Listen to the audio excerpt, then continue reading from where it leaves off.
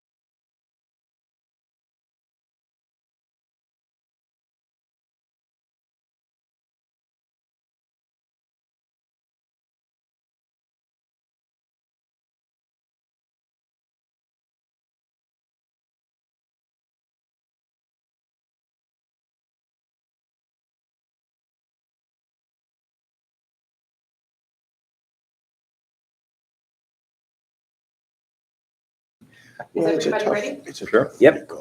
I hear you. Okay. I have turned on the recorder. The time is now 9:30 a.m. I'm going to call the meeting of the Venetian Community Development District to order. Today is Monday, November 22nd, 2021. Supervisors, the first item on the agenda is the call to order / roll call. Those supervisors that are present are Rich Bracco, Steve Kleinglass, Richard McCafferty, Ernest Booker, and Ken Smaha. On behalf of District Management is myself, Belinda Blandon. District Counsel Andy Cohen is present. District Engineer Rick Schappaker is on the phone. General Manager of the River Club, Denise Payton, is present. Field Manager Keith Livermore is present. We also have Scott Brizendine from Rosetta and Company present. Wendell Gardner from Prague present as well. Ashton Blythe, Bond Counsel from Greenberg Targ, is on the phone. And we do have representatives from LNP present, as well as audience members. The next item on the agenda is the Pledge of Allegiance. We ask that everybody please stand for the Pledge of Allegiance. Please remove your hats. I pledge allegiance to the flag of the United States of America and to the republic for which it stands, one nation, under God, indivisible, with liberty and justice for all. Thank you. Supervisors, the next item on the agenda is the public comment portion of the agenda. And this meeting will go down as a record because we do not have any speakers signed in to speak today. So we are going to forego public comment and move forward with our Wait, is agenda. Jill okay? Let's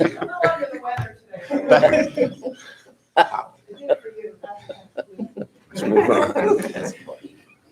The next item on the agenda is the District Engineer Staff Report. Rick?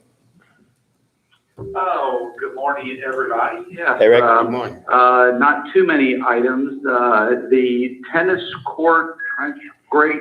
I checked with the vendor earlier today. He has all the materials and he's planning to be there next week to do that work. All the sidewalk work, the grinding and all that has been completed. We do our, the annual reviews of the entire community sometime December, January. So we're going to be doing that here in the next probably 2 months or so. That'll include all the curbs, the sidewalks, the roadways, the guardrails, etc. We have already put together a bid package for that similar product that the city of Venice utilized on their roadways. It's the Reclamate, which is the asphalt rejuvenation. The city's very happy with the product. It's quite a bit less than the asphalt rejuvenator. It's supposed to prolong the life of the road at least 5 years. You could do that twice. And then after that, then you need to go ahead and do either the mill and the overlay or the micro paving. So I'm kind of excited about that because the city is very happy with it. I've spoken to the people that do the testing of this, and it sounds like a pretty good product. In our reviews we're going to look and see if there's any places where we have to do any repairs prior to that. But that's the plan, is just to come back with that. It should seal all of the roads. It's a product that would integrate within what's there, and it will help rebind, because we do have some the areas from the oil spills. The base appears to be solid almost everywhere, and that's what we're going to be looking for. So be looking for that package in the next couple months there. Then the last thing I had is the city of Venice has deemed the application project for the pickleball and the storage shed complete, and they started their reviews sometime last week. I don't know how long it will take. I would think I think probably another 2 to 3 weeks, and we should know when we're going to have to go before the planning. So that's what's happening on the engineering side. Any questions for me? I just have one question, Rick. At our last meeting, we spoke about ADA compliance and the access to the River Club and to the restrooms. Did you have an opportunity to investigate that at all?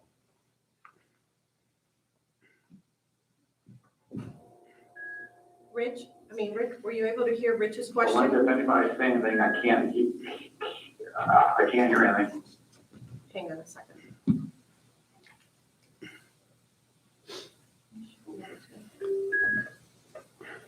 Rick, can you hear me? Yeah. Okay. Now I can. Rich asked whether or not you were able to look into the ADA compliance issue for the River Club. Not totally. I know what Keith and I, we talked about that. If you're doing any renovation that's valued at over 25% of the whole, then you're supposed to address the ADA compliance for everything. If you're doing just a little piece here and a little piece there, you only have to make the accommodations for the ADA on what you're working on. So if you're going to be doing some renovations to add, you need to also provide the accessible route, meaning they have to be able to get there from at least one door. Okay, Rick, I understand that, but what the feeling that I was getting from the board is that we need to investigate making our entry ADA compliant, as well as the 2 restrooms here at the River Club. And that's what I was hoping that you might have an opportunity to look at in the next, maybe before the next meeting.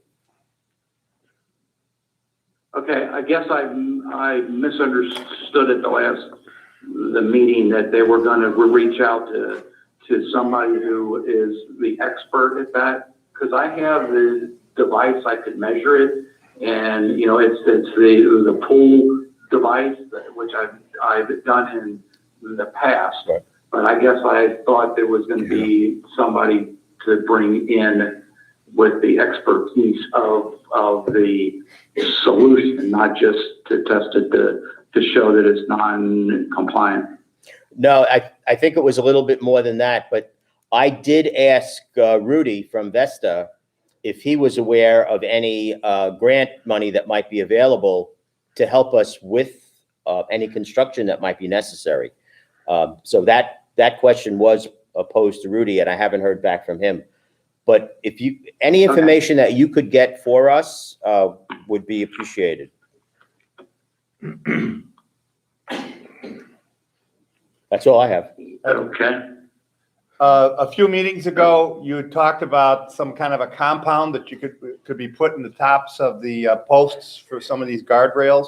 Did we ever go forward with that? Well, yes and no. Yes, I've gone forward with it over at Waterleaf. This doesn't help us much. Product that I've been researching, and it's well, what I want to do is I want to see how well it works over several months. So far, it's working great. So I'm very pleased with it. So when I go through and do my reviews the year, I'm probably going to recommend the product, because it does seem to seal it, and it seems to be working really, really well. All right, very good. Thank you. I have a question for Rick. Rick, can you hear me? You might want to use your microphone. Here you go. Rick, Ken has a question for you. Rick, Okay.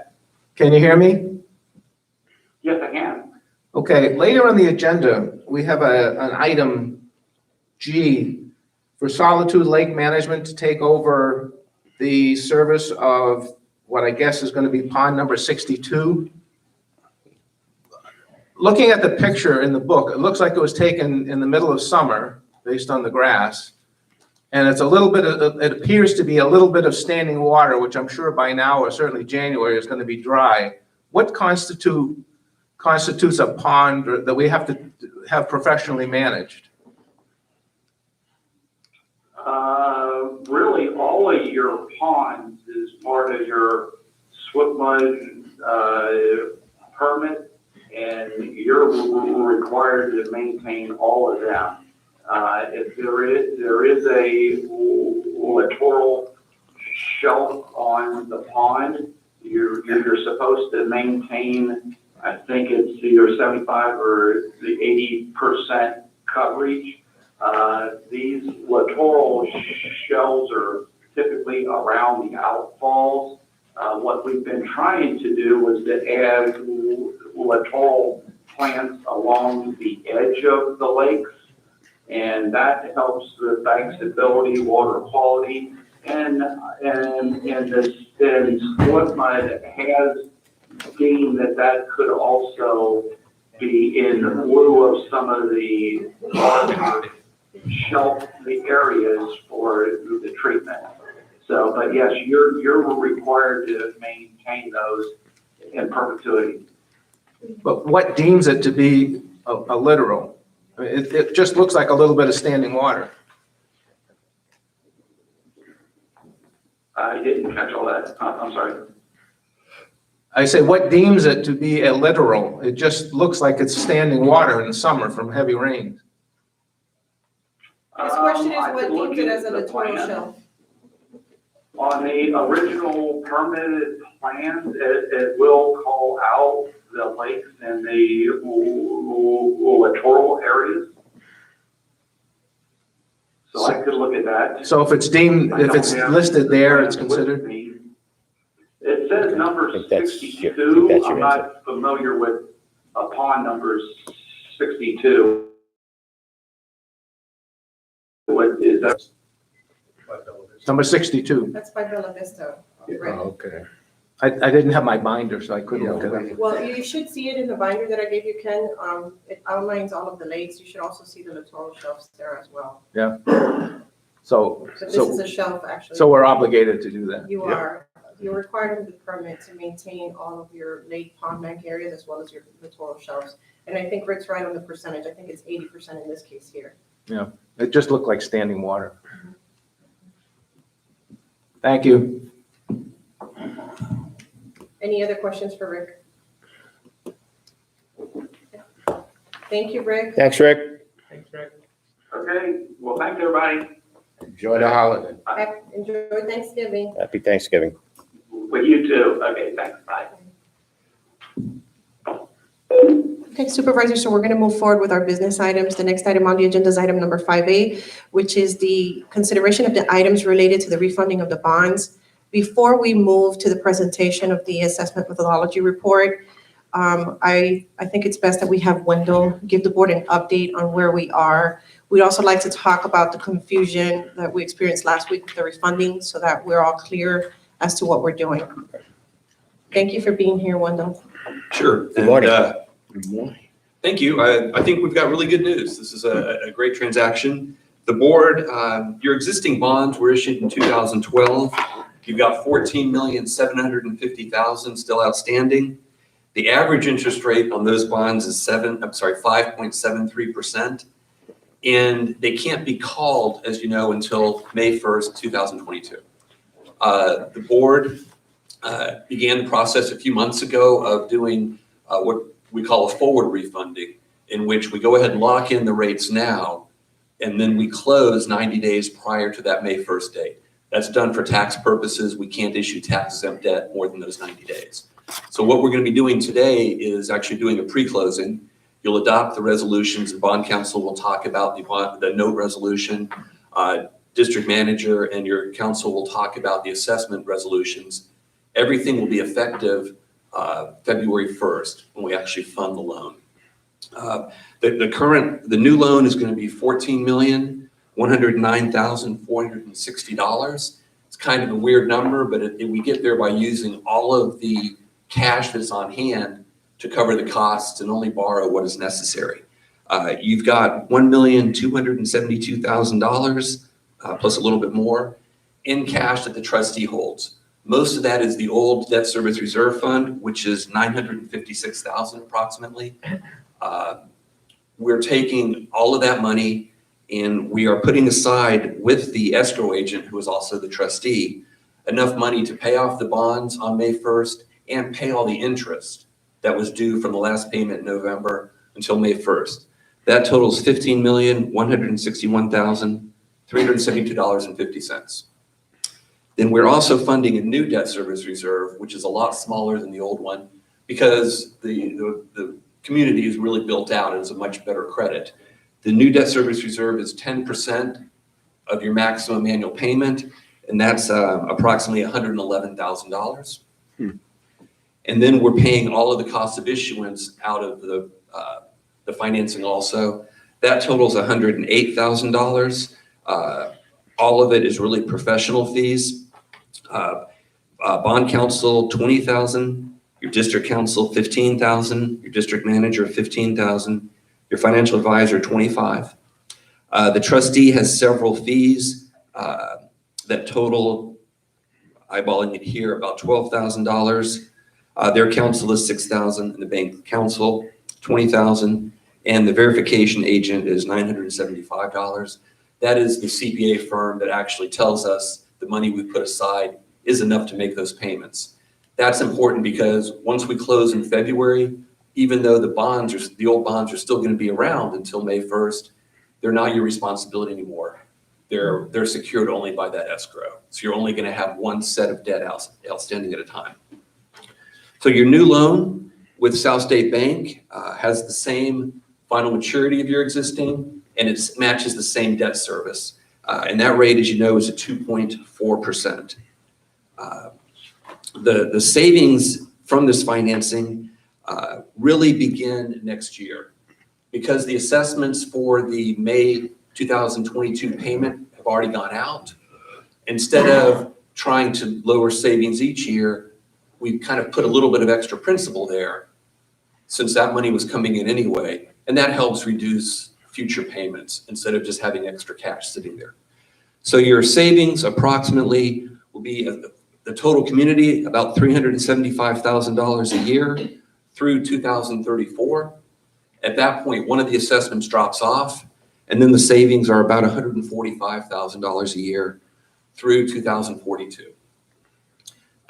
That represents kind of a total cash flow savings of $5.6 million. We look at it as a net present value because some of those savings in the future aren't worth as much, and because you did put cash on hand into the transaction. The net present value savings is just under $3.5 million in today's dollars. That's about 23% of the prior loan. So those are very, very significant savings numbers. And the other piece of it is your debt principal is actually going down by about $650,000. So from a number point, very strong savings. I think as you know, we went out for proposals from banks and came back with a very good proposal from South State. And the rest of the process here is bond counsel is going to talk about the note resolution, which will be the action that actually enters into the new note. And then district counsel and district manager will talk about what these savings, or the district manager will talk about what the savings mean per unit. And district counsel will talk about the resolution that you'll pass to implement those new assessments.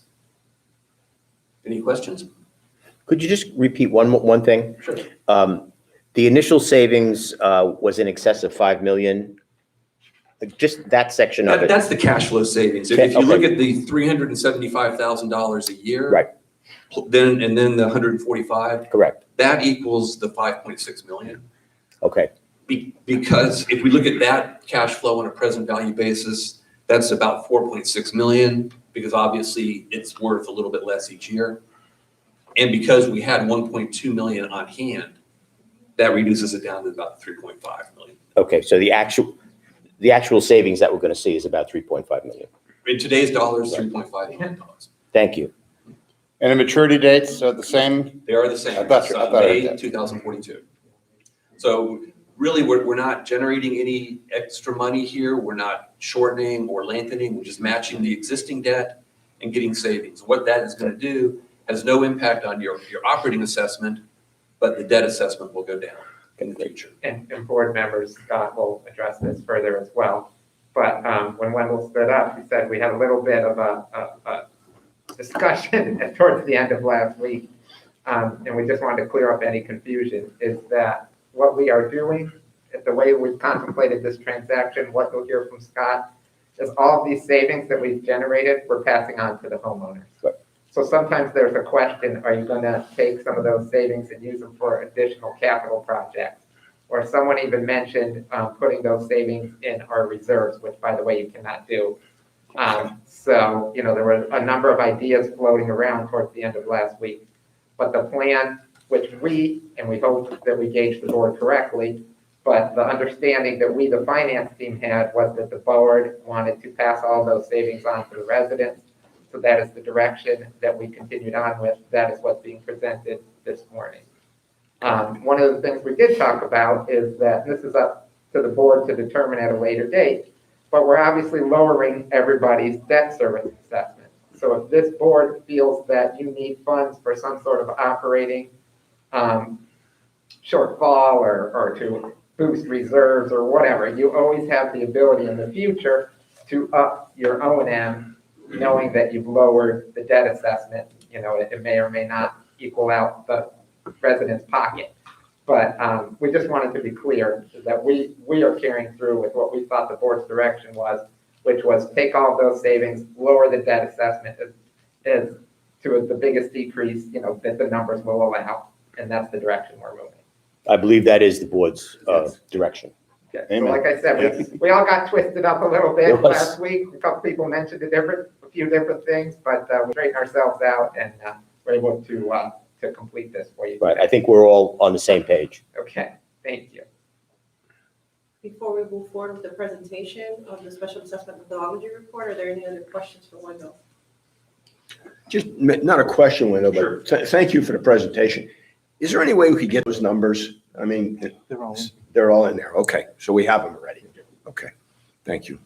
There's a lot of numbers, a lot of pages. If Yeah. you look at them, you have any questions, feel free to call. And I think I know what you're after, Steve, which was, a communication to the community.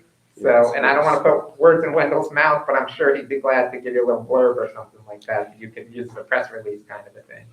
Well, That would help tremendously. Yeah. And we can work with Scott because obviously his numbers are the ones that really people. Yeah. well, this is a real good news story for our residents. Yeah, I'd like to include it, the board would like to include it in our next communication to the community. If it could be broken down in a very readable way, that would be perfect. Yeah, even just a recitation of what the Yeah. high points you hit this morning would probably be perfect. And we can break it down per unit.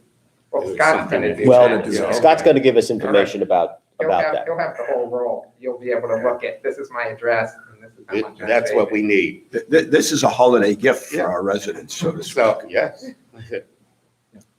Thank you again, Yeah, thank Wendell. you. Thank you very much. Well done. Thank you. This guy is good. So supervisors, we're going to move forward with the presentation of the assessment methodology report. It is behind tab number 1 for your review. For those of you who have not met Scott, this is Scott Brizendine, Vice President of Operations for Rosetta & Company. Welcome, Scott. Good morning. Good morning, everyone. Good morning. Happy to be here because this is all good news. As Belinda said, behind tab 1 in your agenda is the methodology report that I'm going to walk you through, and then happy to answer any questions you may have. Thank you, Wendell, to your presentation. You touched on all of the highlights. I'm going to dig into it a little bit more in regards to what you're actually going to be looking at for your savings on an assessment per product basis.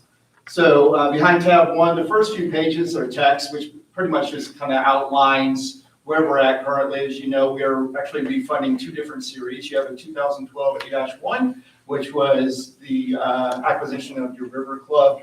Those bonds were issued. Those assessments based on, and just point out, we have to use the same methodology that was used when we did this refunding for the original bonds. Okay, so we're actually doing there were 2 different types of methodologies that were used for these bonds. The acquisition of the River Club, everyone was assessed the same. Everyone benefits equally Therefore, everyone's assessments are the same, and that's what we'll be doing for that, the refunding of those bonds. For your 2012 A-2, which was a refunding of your original 2002 bonds, those are more of the traditional bonds. That was to, put in your roadways, your stormwater system and everything. Those were based on a methodology that was written back then. A lot of it is based on lot size, things like that. So we have to use the same methodology then for refunding of those bonds. Okay? So if you'd like, the easiest way to present this is I'll just walk you through the table. So if you want to go to PDF page 13, I'll start with table 1. Table 1 basically provides the number of units and the different types of products that are associated with the 2012 A-1 and A-2 bonds. The A-1, you have 1,370 units that currently are encumbered with that debt. We've had 7 property owners that have chosen to prepay their debt, meaning they no longer have debt assessment on their lots. We touch on that just real quick. So those 7 property owners are not participating in this refunding because they have no bond debt. Okay, they only pay for operations and maintenance. Then for your A-2 bonds, you have 1,390 units, and you can see that the golf club and the office were assessed those bonds as well. Okay. Table 2, then we're going to dive into the actual financing numbers. This is table 2 addresses the 2012 A-1 or your current River Club bonds. The issuing date on these bonds, as Wendell mentioned, will be February 1 of 2022. The final maturity remains the same at May 1 of 2042. The rate is at 2.4%. The maximum annual debt service is $326,944.40. What we call MADS. MADS is the maximum amount that we need to bring in to pay our principal and interest payments on an annual basis. Okay, and that determines our assessment levels. Par amount for these bonds is $5,339,300. As Wendell mentioned, we're also going to be utilizing funds that are remaining in the existing trust accounts for these bonds. So you can see those are outlined, your revenue account, your reserve account, and your prepayment account. So it gives you a total net proceeds of $5,758,307.74. The uses of those proceeds then would be $5.675 million to pay off your bonds. We have to establish the new debt service reserve fund account, as Wendell pointed out, and also a portion of the cost of issuance for these bonds. Table 3, then, we simply take our MADS and we have to gross it up, 2% for the Sarasota County collection costs and 4% for our early payment discounts in order to get the amounts that we will be utilizing on the tax roll then for the future years. Table 4 is the financing information now for your 2012-A2 bonds. Same issuance date. The maturity date on these bonds remains the same, which is May 1 of 2034. The rate of 2.4%. The maximum annual debt service on this series is $787,698.24. Our amount for the new bond or the new note is $8,770,160. We're also utilizing some funds remaining in the existing trust accounts. The uses would be the $9.4 million to pay off the existing bonds, establishing our new debt service reserve fund, and the remaining portion to cover cost of issuance. Table 5, similar to Table 3, we're taking our MADS and we're grossing it up 2% for county collection costs and 4% for your statutory early payment discount. Okay. Now the fun stuff. Table 6. This provides you with the savings on a gross basis for what we're calling the River Club bonds currently. The far right on this table are the existing assessments and the existing principal amounts on a per unit basis. So all property owners currently, their gross assessment, which appears on the tax bill, is $357.63 on an annual basis. Your new gross assessment will now be $253.66 on an annual basis, which results in a savings of just under $104 on an annual basis, okay, or roughly 29%. You'll also notice the principal amount of this debt is also being reduced, as Wendell pointed out. Currently, it's a little over $4,000 of principal debt on each lot for these bonds. It's going to go down to $3,897 per lot. Table 7 are the new assessment levels for the A-2 bonds. On the far right, once again, shows the annual assessment, and you'll see that these assessments are actually stratified based on lot sizes. So you can see what the current gross assessments are, and then just prior to the hash lines there, you'll see what the new assessments are, which is roughly a 21% savings across the board for all product types. And once again, the amount of principal debt for these bonds will also be reduced, as you can see in this table as well. And then table 8 simply takes those two and provides us with an aggregate reduction. You can see once again on the far right is the aggregate of the two bonds for each product type. And then what your new assessments as well as your new per unit principal debt will be. So for your smallest lot size, you're looking at still an annual savings of over $200. And with your largest lot size, you're going to have an annual savings, assessment savings of over $325. Following that then is the assessment roll, which identifies all parcels within the boundaries of the district, what the new per unit principal amount of debt will be on each lot, as well as your new per unit gross annual assessment. Happy to answer any questions. Ernest, did you have a Oh, well, one question. I note on your table indicating the locations, it indicates Nokomis. Is that, well, it indicates Nokomis as opposed to North Venice. Legally, That's the assessment roll. yeah, the assessment roll itself. And this is being used to secure, the indebtedness. Yeah, so. Is that, should that be changed or amended in any way? Well, this information actually comes from your property appraiser. We Yeah. don't touch any of that information. All we've done is adjusted your principal and your per unit assessment amounts. For whatever reason, that's how your property appraiser in Sarasota County identifies what they call a location city. But And is, that's something we could have a conversation with your property appraiser on, but we don't touch anything that the property appraiser provides to us. okay, well, I guess that's the indebted, the holder of the notes problem as opposed to us. Any other questions? Why would the courtyards be on, make sure I'm looking at the right one, A5? Courtyards are a couple $100 less than the quads? Is that I'm in sorry, the which savings? table are you on? Yeah. A5? Table 8, you want to. A6, right? Table A6, I'm sorry. Table A6. 8.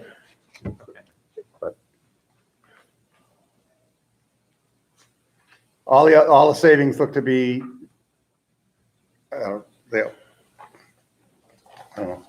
The courtyard's $214.73 per year, and a quad is $295. Yeah, that's the aggregate I savings. mean, I live in a quad, so I'm thrilled, but, just, Yeah. So the quads are assessed a larger assessment amount on your current bonds. okay. For the refunding bonds. So like I said, we have to use the same methodology that was used back when those bonds were issued. Okay, So, all right. Thank you. Any other questions for Scott on the methodology report? No, I think everybody should be happy with that. Oh, yeah, Thank you, Scott. well done. Scott, did you have anything else? No, that's okay. And board members, just so you know, once we get to the assessment resolution, we'll be formally accepting and adopting that report. So the next item, supervisors, for your consideration is item number 52582, which is the consideration of resolution 2022-02, which is the delegation resolution. This is behind tab number 2 for your review. Eddie, do you want to review the resolution before? I think that Ashton is on the phone, hopefully still, to present this resolution this morning. If she's not, I could pinch hit, but. Yes, this is actually a supplemental resolution It is authorizing the private placement of the Series 2022 note via paragraphs 2 and 3 of this resolution, and as detailed in a proposal from South State Bank that the board previously voted on. This delegation resolution number 2022-02 contains documents as exhibits regarding the Series 2022 note, which will be used to refund all outstanding Series 2012 A1 bonds and Series 2012 A2 bonds. I'm going to be referring to both series of bonds as the refunded bonds. And like Wendell said earlier, those bonds will be refunded on May 1, 2022. The forms of documents attached to the resolution are a form of a third supplemental indenture and an escrow deposit agreement. A little detail on the third supplemental indenture: it describes the structure of the Series 2022 note, including the source of funds to repay the note and the various funds and accounts securing the note. You approve the form of third supplemental indenture and note in paragraphs 4 and 5 of the resolution. The escrow deposit agreement is a contract between the district and U.S. Bank National as escrow agent. All proceeds of the note and certain funds transferred from the trust estate for the refunded bonds will be deposited with the escrow agent and used to refund the refunded bonds on that May 1, 2022. Paragraph 8 describes the approval of the form of the escrow deposit agreement.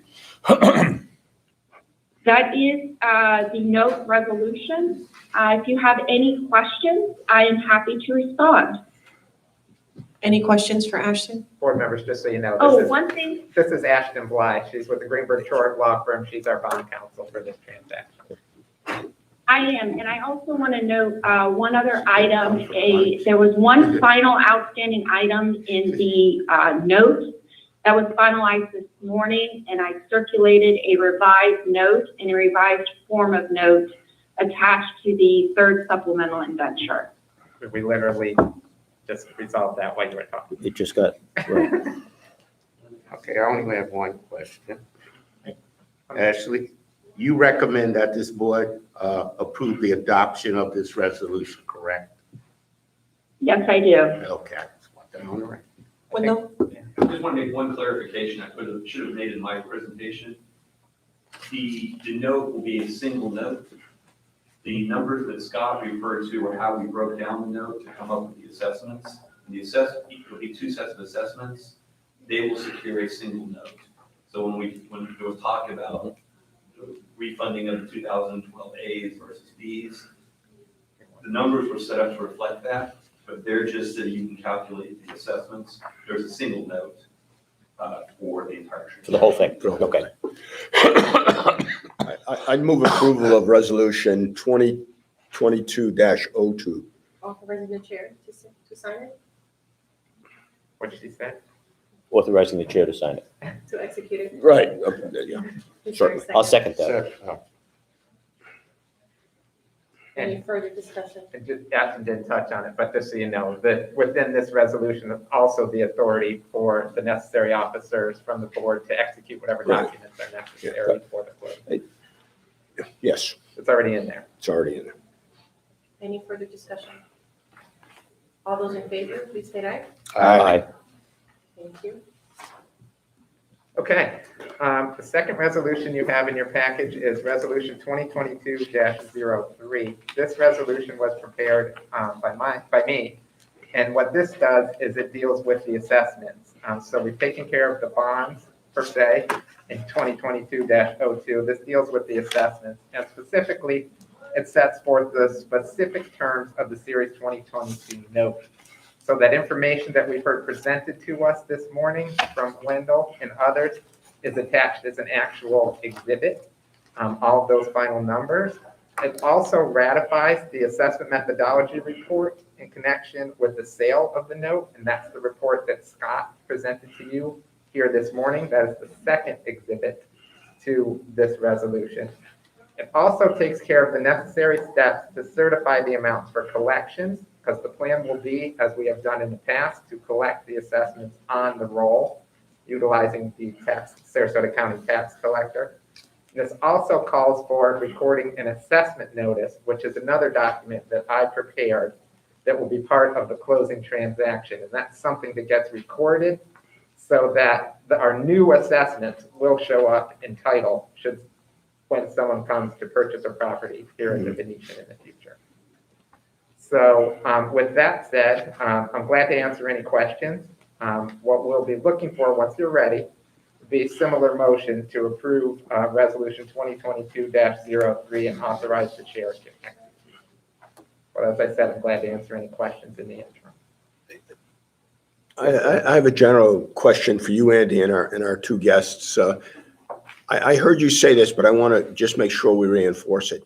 If I'm a homeowner here and I elected to pay off this in the past, I, as an individual, get no benefit out of anything that's transpiring today. You get no benefit, you get no liability. So you're not going to have some new assessment on Correct. your tax roll, and you're also not going to have any savings because there's no assessment for you to save on.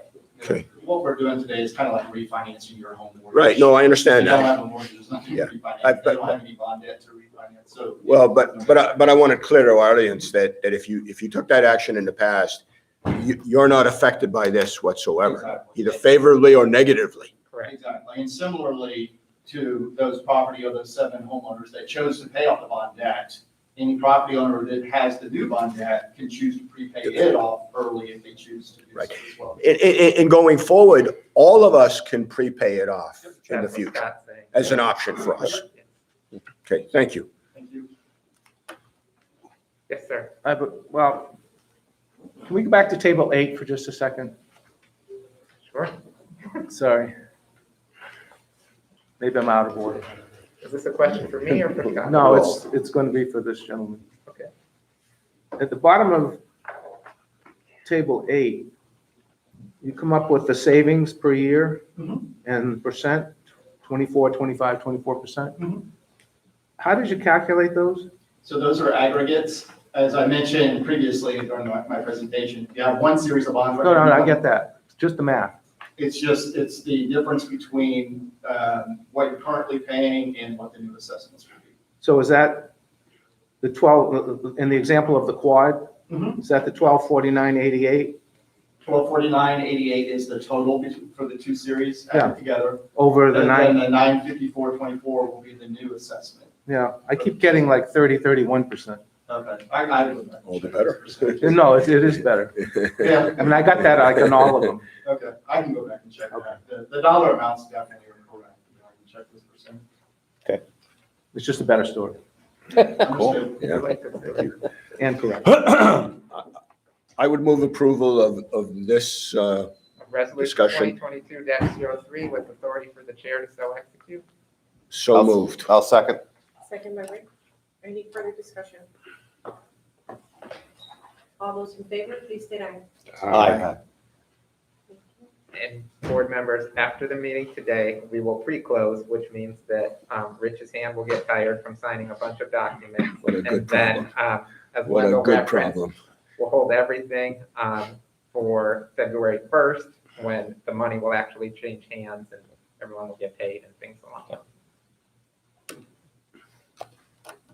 Thank you. I think we've done a good thing here today for Yeah. the community, Absolutely. and I thank the input from the professionals that we've hired. I know the finance committee will be very happy with the result of this as well. Thank you so much. Yeah, well First done. class. And Well also, done. a big thank you to Belinda and Andy. I don't think my fellow board members have any idea of what had gone on over the last several days in putting this together. But if you think back, as Scott said, think of this as a home mortgage. You know that you're going to close on Monday, and on Friday they tell you we need your W-2s for the last 12 years and your mother's maiden name. And you say, where the hell am I going to get all this stuff? Well, that's kind of what happened, except multiply that by many millions of dollars. And Belinda and Andy were on top of this again and again and again. And I wouldn't even start to count the emails that went back and forth. But I had previously said to Belinda at one time, we have to send you away on a cruise. Well, now I'd like Andy and his family to be on that same ship. They've done a wonderful job Well done. for this community.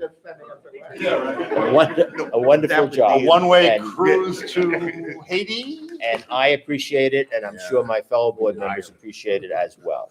Amen. We do. Well done, everybody. Well done. Yeah, well done.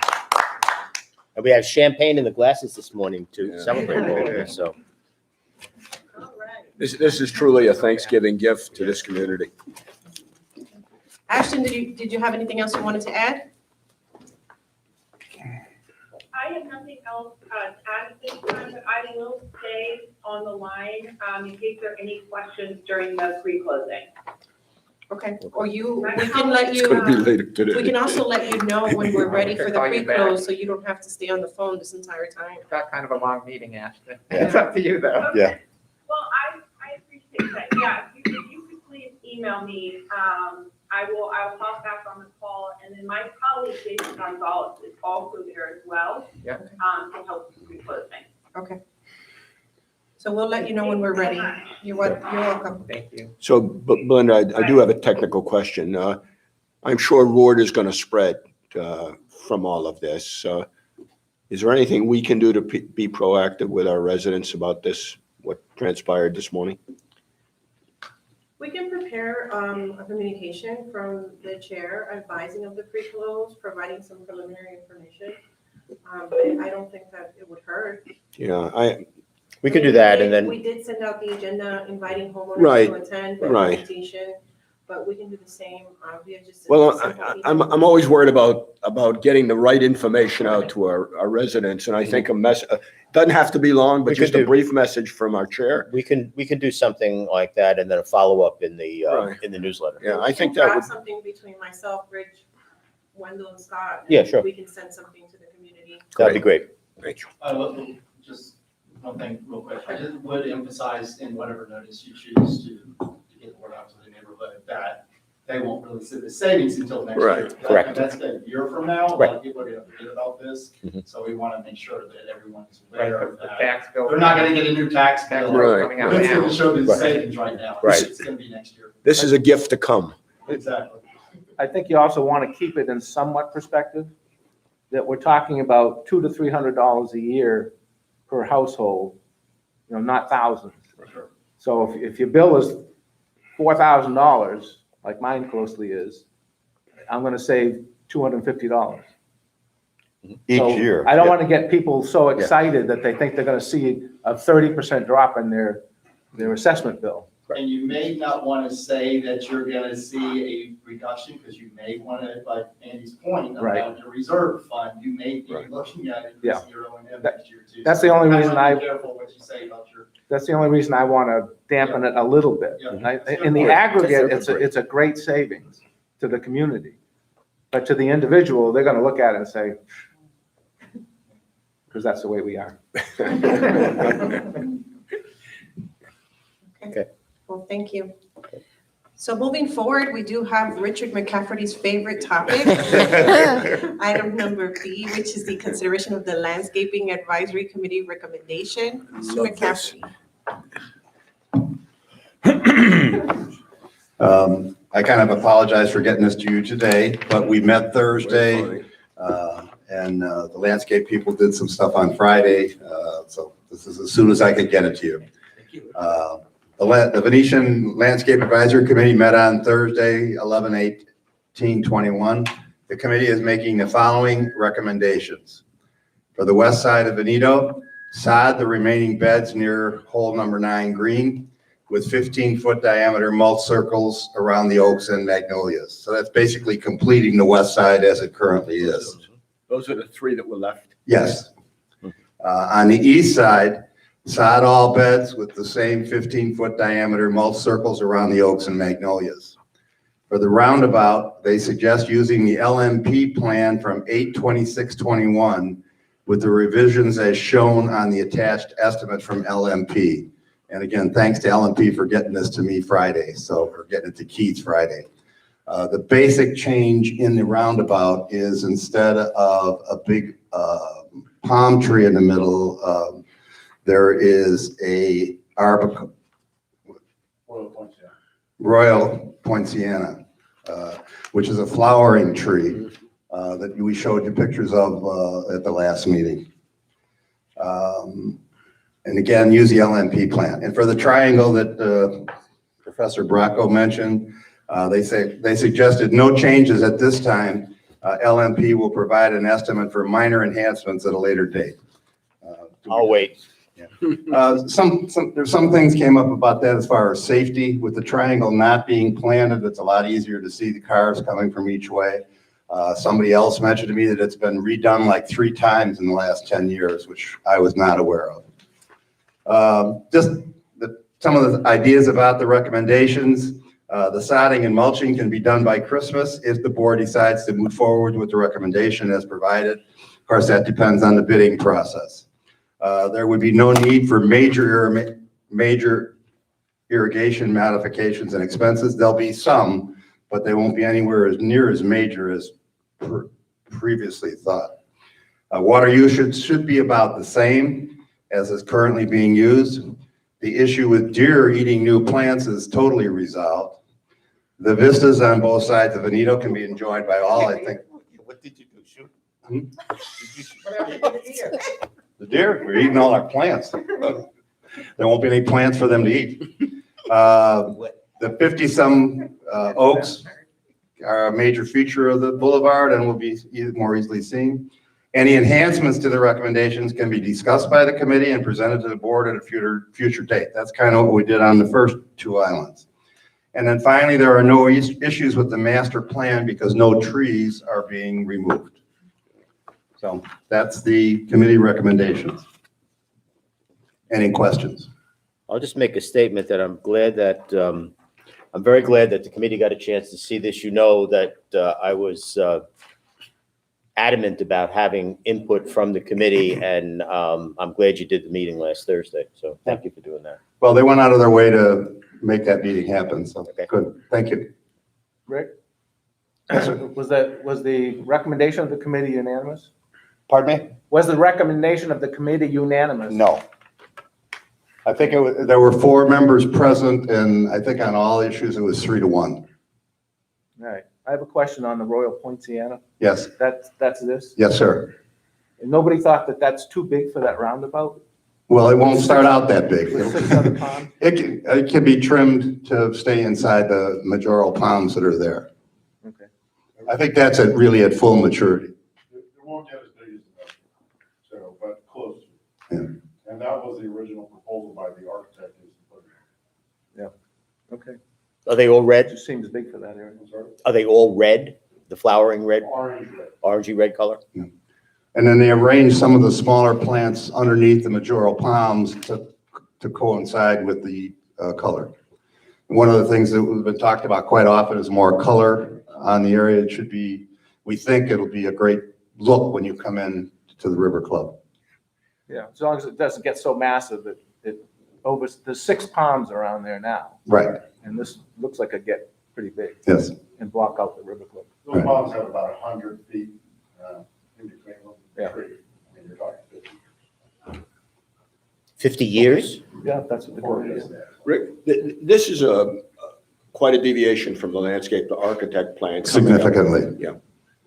He had over 1,000 plants in the roundabout alone. And we were really concerned about the irrigation costs for those 1,000 plants. I think this makes sense. I'll move approval to accept the committee's recommendation. Second. I don't have any other questions. Any questions? Can we modify that motion, please? Depends. So that you Which, also are approving the estimate that was included So as there's an well? estimate on the Well, next We page. don't have the estimate for the sod, correct? Right. So right now, you're approving the estimate number 74966 for $25,643.56. well, I'll defer to the, yes. So your motion would be to accept the recommendations of the landscaping committee on improving estimate number 74966 for the amount of $25,643.55. Well, that takes care of the circle. We Correct, don't know the price of the sod coming up the boulevard. correct. And do we Well, have, assuming the square footage Right. per foot remains the same, it was at 63 cents, wasn't it? It's way up from that. It's about double. But I had a coupon. And those work. so are we over what we were talking about, or can you tell us a little bit of where we are with the money part of it? We should be, excuse me, we should definitely be under the money budgeted. From the original? From the original 100 and what we thought we had, Right. 119,000. I do not think we'll be spending that. Just, I'm curious, what did we spend on the west side with sod? Do we have a rough 13,000. 13? Yeah. 13,000 and Okay, so- change, right? But the price has gone almost doubled. So even if Really? we spend Yeah. 25,000, Yeah, it's going to be more than that, I'm afraid. You have about 54,000 square foot of sod. Yeah. so we're talking about over 60,000 in sod. 100. Pretty close, but that's only the first bid, and we Right. need to see if there's any other better prices out there. Well, we still think that's the best resolution. Yes. Any further discussion? So the motion authorizes the sod and the circle to get this, well, then, No, the motion authorizes the $25,000. Right. But that Well, doesn't include sod because we don't have the proposal. Right, but it's approval to do the sod. And Gets this phase of it completed.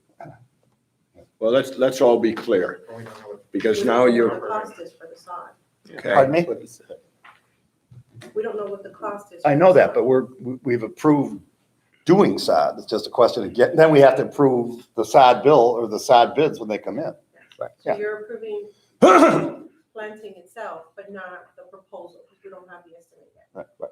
Okay. When do you expect the work to be done? I mean, do we need Well, how to we- approve a not to how we gonna do it exceed before number now? Christmas Is if- this moving forward, or? Yeah. Can we give them a not to exceed number to get this Now, thing? the sod for the roundabout is. Well, that's included. Right, I don't, yeah, the roundabout's not the issue for me. It's the rest of the bullet. The east side and the remainder of the west. Right, that's, Rick, my question was for the remainder for this additional sod that we don't know the pricing for quite yet. Right. Do you want a not to exceed Okay. figure today? Or can you wait until we have the actual number?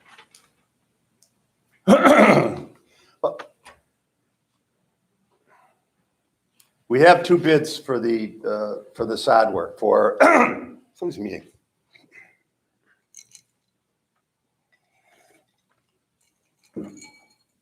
For the remainder of the west side, $8,448. And for the east side entirely, $54,500. The cost of the sod, the architect had estimated the 37 cents per square foot.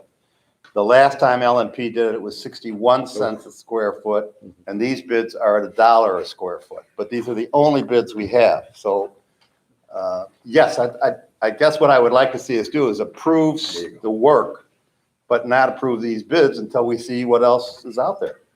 So maybe the motion would include approving this For sure. and then not to exceed 65,000 for sod? Perfect, Does that work? perfect. we're trying to move this along. Yes, yes. But at the same time, we don't Right. want to overpay if there's other options out there. Agree. Right, so at the same time, you would continue to try and find us the best price. Absolutely. Sure. We'll put Keith on that right away. We'll put him on it today, this afternoon, if we're done by this afternoon. So. Thank you very much. So Steve, what's your motion? Pardon me? I'm asking. Well, all right. What is so- your motion? So Andy, help me out here. So I think it would be a motion. I think we're all talking the same Yes, thing we now. are. I think it would be a motion to approve estimate number 74966, Right. which will take care of the roundabout. In addition, a not to exceed amount of $65,000 for sodding on the east and west side of Benito Boulevard. And with that motion, Rick, that completes the work For that now. we originally started. Okay, I will make that motion. Perfect, yeah, Okay, I second. well done. I second. Any further discussion? All those in favor, please say aye. Aye. Thank you. Thank you. Wow. On the agenda is the update regarding the tiki bar, Mr. Kleinberg. My favorite discussion. All right, so let me tell you where we are. Since our last meeting, I have personally contacted 4 more local construction companies. 3, no response. We have a maybe from the 4th one. He claims he has some preliminary figures for me. I have not heard those preliminary figures. And Denise can fill in her part of it. I also contacted 5 or 6. I got 3 responses. 2, they can't do it. The 3rd, he's interested, but they're 12 months out on work. We do have DNY still waiting for his quote. They were supposed to come out this past week to relook at it. They gave an original quote 3 years ago. Was it that long ago? And so they're going to come back out. I've emailed him again today to say, did you make it out? I did not personally see them. And do you have the quote? So hopefully that's coming within the week. I mean, if anybody has any contacts or other bright ideas for us, we're open. I know the 4th prospective person did contact Dave Humphreys and did get a set of plans from Dave. So it's a step in the right direction. So I think to date now, we've probably contacted a dozen companies and we have maybe 2 hits. Okay. So what I would say is more to come. Okay.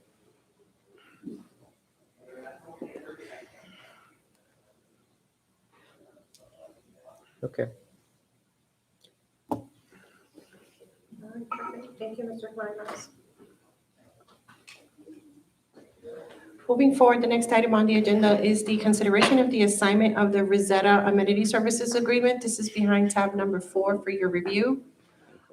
Supervisors, we're doing away with the different divisions within Rosetta. So we won't have Rosetta Technology Services, Rosetta Amenity Services. Everything will fall directly under the Rosetta and Company umbrella. Based on the existing agreement that you do have with Rosetta, the contract is not assignable. This is why you have to approve the assignment of the contract. Well, it's assignable with our consent, which is why it was brought to us. So yes, I've looked at this form, actually worked it out with Scott Brizentine before it went prime time. And I have reviewed your original contract, and it has a provision. It says it's not assignable unless we consent, and that's why it's before you. So this is perfunctory. This is just for their corporate structure. Yes, and Belinda can confirm this, but services are not changing. Charges are not changing. It's just their corporate structure. It's just a name. I'll make a motion that we accept this. Second.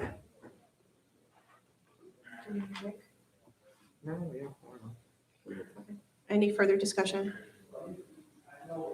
All those in favor, please state aye. Aye. The next item on the agenda would be the consideration of the assignment of the Rosetta Technology Services Agreement. This is behind tab number 5. The technology agreement is the same. Ditto. It's your Same thing. website, your email addresses. Fine. There's a motion by Ernest. Is there a second? I'll second that. Second by Rich. Any further discussion?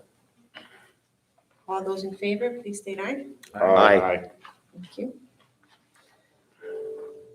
The next item on the agenda is the consideration of resolution number 2022-04, amending the fiscal year 2020-2021 budget. This is behind tab number 6 for your review. I did send the board an email update on this because there was a housekeeping item that we did have, which was the roof for the irrigation pump control systems. Right. So I did bring a large copy. This is just a housekeeping item. We're required statutorily after, within 60 days from the date of the fiscal year end to amend our budget if we were over budget. The only line items that I did increase were outside counsel. We had already Thank you. amended the budget for the landscape architect services. And then I did increase the non-reoccurring expenses to cover the cost of the irrigation controls the roof for it. Obviously, this is all we do have a small cushion in here just in case there are any audit entries that the auditor would need to modify. I always like to go a little bit higher because you never know what entries would be made via the audit. Are there questions? I don't have any questions.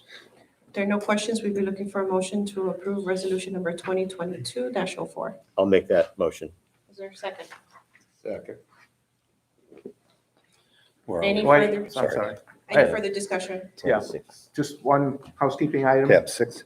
On the resolution itself, in the first whereas, it says we're in Manatee County. I think we're. in That was Sarasota. corrected, yes. Okay. And then the final resolution, obviously I would enter the figures, but the final resolution that I brought printed for Rich to sign Right. includes the amounts of the debt service. Any further discussion? Man. All those in favor, please state aye. Aye. Thank you. The next item on the agenda is the consideration of the Solitude Lake Management Services contract, the addendum to include the addition of the pond/littoral shelf, number 62. This is behind tab number 7 for your review. This is because of taking over the maintenance of those areas, right? Correct. Okay. I'll make a motion that we accept this. Second. And board members, just so you know, what I typically do is I'll prepare an addendum to the contract we have, because some of the terms in here I don't necessarily agree with. Okay. And Solitude's used to that. Okay. So the motion is to approve the contract addendum presented by Solitude, subject to preparation of an addendum by district council. So it's a motion by Rich, seconded by Ernest. Any further discussion? All those in favor, please state aye. Aye. Thank you. The next item on the agenda is the consideration of the Florida Mulch proposal for the west side. This is behind tab number 8 for your review. How come that's substantially lower? Because the west side? Yeah, we were usually paying 60 Well, plus because thousand for this. there are no beds. Okay. I thought that was the reason, but The big question on this might be, and Keith, maybe you can tell, does that include mulching the beds on by number 9 that we're talking about sodding? I would say that would, so it's probably going to come down even from that. So I will get with Brandon, I'll get with Brandon this afternoon about that we're not gonna be mulching that. That'll come off of that Right. price. Yeah. so do we have to say not to exceed then, or can we just, Yeah, I think we could say not to Okay, exceed, so so- it might even go lower, And- Well, yeah. And Keith, once you've got the new estimate. but that's only one half just too now. Get it to me and I'll prepare a contract. Okay. okay. Keith, how many bids did you get? We took in, I believe it was 3, and these guys were thousands of dollars less than the other bids that we received.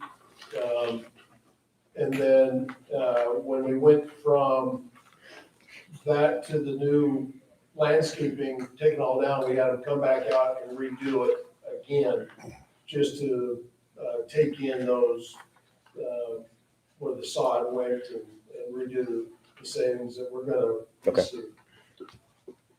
Well, I think a not to exceed would be perfect. Yeah, so let's, can we use that amount, that $33,000 amount, or whatever it is? That should work. 34,227.36? Not to exceed that? No, that would just be for the west side. Yeah, no, I understand. But this way, if he comes out and readjusts it, it's already been approved. So Keith, just to, when the sod arrives, does anybody check? Like if it's supposed to be 8,100 bags, does anybody check to see if it's 8,100 bags? to be honest with you, And I'll tell you the reason I asked the question is because for the last 2 to 3 years, our HOA, I'm president of our HOA, so we get the mulch comes in, get the estimate. I go and check the bags, and it's considerably less than what they've given us in the estimate. And every year, we've gotten a reduction in the cost because we're not getting the mulch we're supposed to. Right.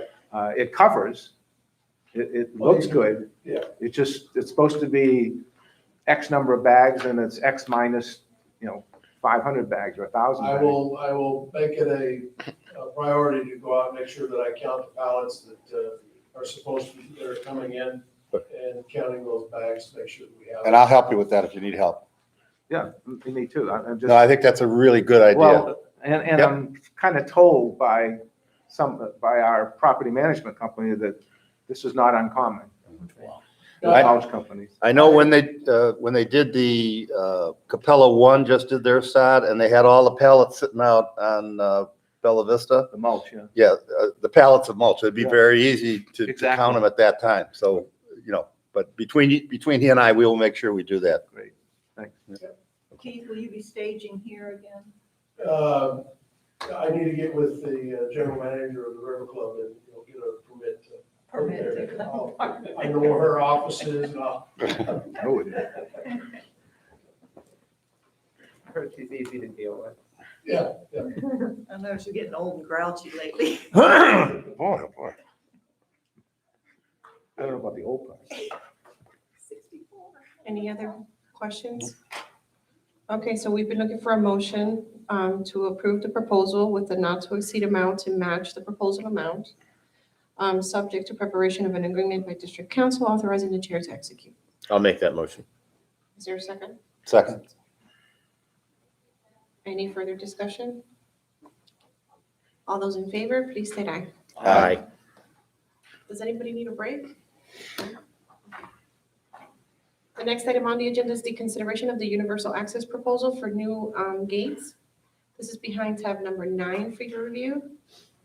Keith, do you want to give the board an overview on this proposal?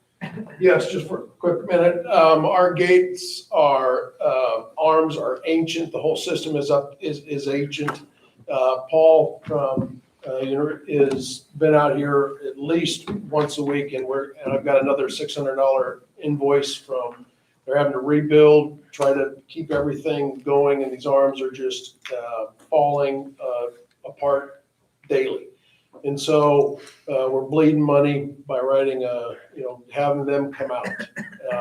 These new gates, are state of the art. Paul will tell you, he has them in a bunch of different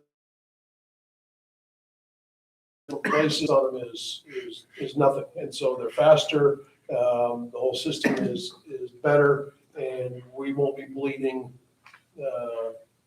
money every day. I'm calling him at least 4 or 5 times a week to come out and fix the gates because they're just not working. And so, Paul, if you want to give us an overview of these new gates and what you've been going through, trying to see what these ones going. So a little background, we were in Vision Communications for years. I purchased the company, it's now Universal Access.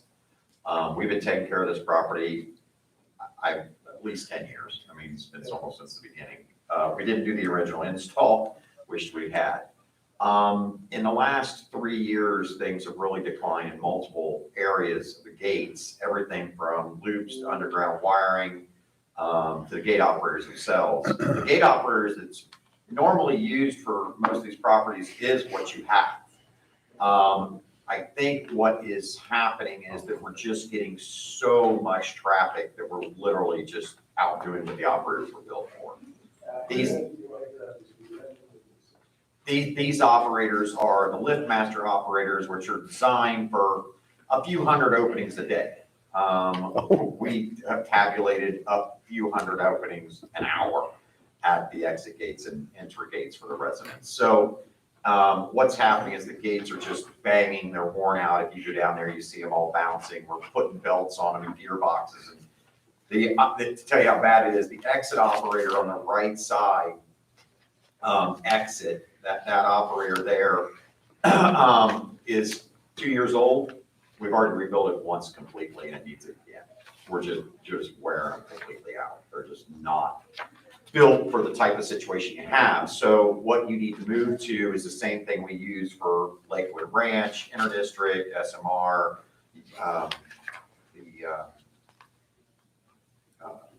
the golf club up there. We use the magnetic operators, and I'm sure if you've been to an airport, you're familiar with these. These are the ones when you go in, and any of the parking lots in the airports and stuff, they're called magnetic operators. They'll have names on them like Hub and some different things, but the operators are mainly built here in Florida. They're very custom. They're a million cycle operator. The difference is, instead of being a motor, a belt drive, and a gearbox, what they've done to make the operators last so much longer, work so much faster, and have a lot more capability is they use a motor drive, which is done to spring assist. So the arm itself has no weight on it at all. When you set the arm up, it literally is perfectly balanced. So the motor is just literally triggering it to flip up and triggering it to drop back down. So we put in 3 of these 2 years ago at the main gate at Lakewood Ranch, 3 gates there. And besides incident of people driving through them they're not supposed to, these gate operators have had no maintenance, 0. So we know they work. We know it's a solution to these heavy operations. If you want to look at any of them, Venice Isles has 4. The mobile home community right here in Venice, they had the type you have. They had other problems, and they put these in. From the gate operators themselves, we've done 0 maintenance on those in a year. So we know that they solve this problem with a constant, maintenance. We do have a maintenance contract with you, so we've been extremely generous on repairs. You're getting billed for about 10% of the times we're here. Our guys are usually here every other day. Do you also do irrigation? No. How about sod? One of the things that's happened in the last year that kind of compounded things is we lost the wiring to 2 of the gates underground. Yeah. In that sense, we're saying it got hit by lightning, the wiring's bad, the conduits we can't re-pull, it's a mess, we've got to tear things up. We have pulled a lot of tricks out there. I've got little wireless flickers and relays at different places to make things work. The guys went from having buttons on the wall to have garage door remotes to open gates because there's no wiring to connect the gates anymore. We had a failure just this last week on the card reader. I don't know if anybody knows. It wasn't working. Somehow we lost a wire that is a year old underneath the ground. We put that in, so we were able to replace that wiring. So, all this lightning strikes over the years and everything else starts to really damage a lot of that wiring. So in the bid, we are requesting to replace a lot of that wiring. And then, Keith and I have talked about, everything we'd like to do out there as far as getting that, back to a maintainable point. You're going to have its gates. You're going to have incidences. But our incidences aren't because somebody hit the gate or lightning and most of that stuff. It's just dying. So we need to look at what's best to get that more in a controllable situation. I've often wondered why we have gates on the exit side. Speed. You could take the gates out, but you better put in speed bumps.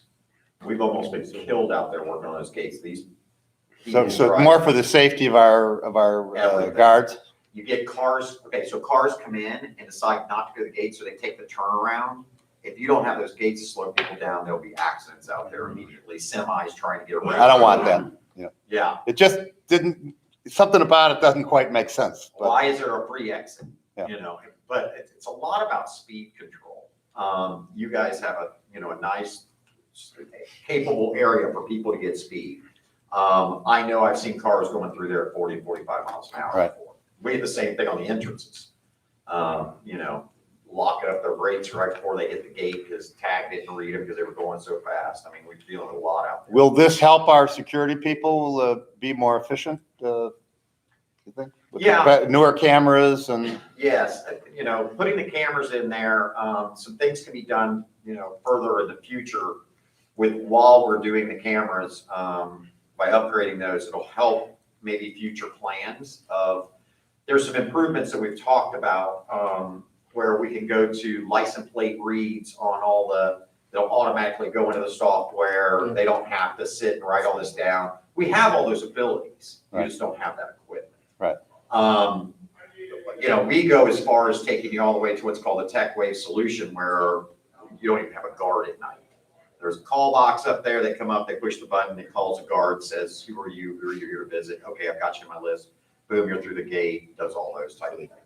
So that's kind of where most of the properties are moving to. Lakewood Ranch, I thought would never happen. They took 3 of theirs to there from 11 to 6 a.m. There's no. Yeah, we've investigated that a couple years ago. There was really no cost savings and. There is now. That was not us. That was in Vera. That was Yep. other people. That was endeavor. This is literally a huge savings now. Okay. These units, if you put one up at the front, we're doing Seagate right now, and they have most of the stuff. It's probably a $30,000 or $35,000 upfront investment. But the only cost you have is the same cost you're already paying when it comes to the vendor management system that sits in the background that runs that you have now. That's how you know where all the people are. You already pay for that. So what you're adding is the equipment, which is the call box and everything else. And then they sell how you do, what's really nice is they sell how you do the guards side of it. So you can buy 500 minutes a month. You can buy 1,000. What they do is they let you run. You say, get 100 minutes, okay? And they let you go a couple months. They go, oh, you're using a little more than that. It's going to be $250. But the cost on this is way cheaper. 500 minutes a month, and that's on-call time when they're calling guards at those hours, is $250. I mean, they've got this down to where the cost savings is huge now. It used to be with Vera and everybody else that did it, they were charging $8 per property per month. I remember those days. Right. We didn't sell it at that time. We do now. Now we sell what's tech wave solution. So there is the possibility of doing that. If we were to go in that direction in the future, would this equipment fit with that? Yes, everything is designed to go that direction. We're doing that pre-planned that everything. So this would be like the first step, so to speak? Stage 1, get all the gates back operating to a very solid position where. It just seems to me that one of the conversations we've had here as a board is our quote, failing infrastructure. And this is a good example, to me anyway, of where we need to make some Well, we put in upgrades. a very good tag system. What is it now? 3 years, 4 years ago. That system works. I mean, we service that thing maybe once every, 60 days, 90 days, we have an issue with a board or a controller going down or something. And we have so few missed reads because it's a good controlled environment. I wouldn't mess with that system for anything. I would just keep that the way it is and not change that at all. It's just the gate And I think our operators. people like it. It's simple. It works. Yeah. It works very well. for you. Let me follow up on what he asked you. We've heard that there's systems out there where homeowners can print passes. Our system's all done Okay, right here. so if we went with something like this, this is now expandable to other endeavors out there that would be a benefit to us. Right, so as a homeowner, you can log on and say, I have a guest coming and say, this is my guest, and you push a button and it sends them a QR code to their phone. They pull up to the visitor's gate and hold it up. He goes, click, go through the gate opens. So you eliminate calling the guard and saying, I've got a guest coming. Yes. Yeah, now that's something that we've talked at for here. Yeah. And that's something down the road. This is these gates. No, but, Right. Yeah. but if we did this, it's, we're not spending. activity. What we don't want to do is do this, then find out there's newer technology and this doesn't work with it. That's specifically why I asked the question. I don't mind investigating again, like I did with Envira a few years ago. And you don't have to go the big piece that we're talking about here. That $35,000 I'm talking about is where you've got the virtual guard. Take that away, and we've already been talking, is move towards changing your visitor management system. I think the cost is going to be very small for you to get all those options. I think you're going to pay somewhere near what you pay a month now. With all the pieces, it might be $100 or $200 a month more. And that'll give you all the things you're talking about. There are probably bells and whistles we don't even know about. I can do so much with this new technology that we have available. Like I said, we're about a year into it. Lakewood Ranch has it, Aria has it, Seagate has it. We're starting to put it in places. That piece works very well. It's a little hard to get started off the ground, but the fact is, fill the room full of people, let's train that group of people. Fill the room full of people, let's put it on the internet. Here's a little video on how But to do again, it. just to satisfy, what you're proposing today is necessary and it's expandable to do all these other things down the road. What we're proposing today is to fix the problem. The Right. problem is that your gates are breaking down too much. I understand that, but I don't want to miss the fact of this will allow us to do other things. Yes. Okay, That's the same question I was trying to Yeah, ask you. okay, You asked yes, it better. this is gonna- Well, I don't know about that. We would not have to change anything we're putting in Right. because you want to do these things. Yes, that's what I'm. It just flows that's right my concern. into it. Flows Well, right. this is the main Maybe. gate. This is not Citadella. No, What's the story on Citadella? 'Cause you Citadella got damaged Okay. heavily. We're working through getting that gate replaced. Okay, that's step A. Okay, So you've got really two sides there. The fire gate has an entrance, we call it, because that's all it's for, is a fire gate. That gate's been damaged. We're working through getting that gate replaced. The other side, for a long time, we had that gate where the barrier arm went down at days, this went up at night, and this and everything. Correct. Multiple lightning strikes, and we keep repairing it, and we were spending an extreme amount of maintenance time on keeping it working that way. Kind of unsaid, I said, you know what, I'm not saying that, I'm gonna leave the barrier arm run. Let's see what happens. We've never serviced the gate since. The problem is when we're operating the two gates and the guys are coming over and flipping the switches and everything else, it just makes it very difficult to keep that operation working.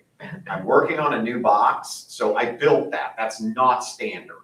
So normally barrier arms work with swing gates and, you don't put an arm up and then the swing gate work and put an arm down and the gate's open. It's just not a standard. So there's not an off-the-shelf product that says, here, plug this in, this is what it does. So I built these relay contraptions to make it work. Okay. And then we ended up adding on to it, hey, when it's up, we don't want the lights on it because it's bothering people in houses.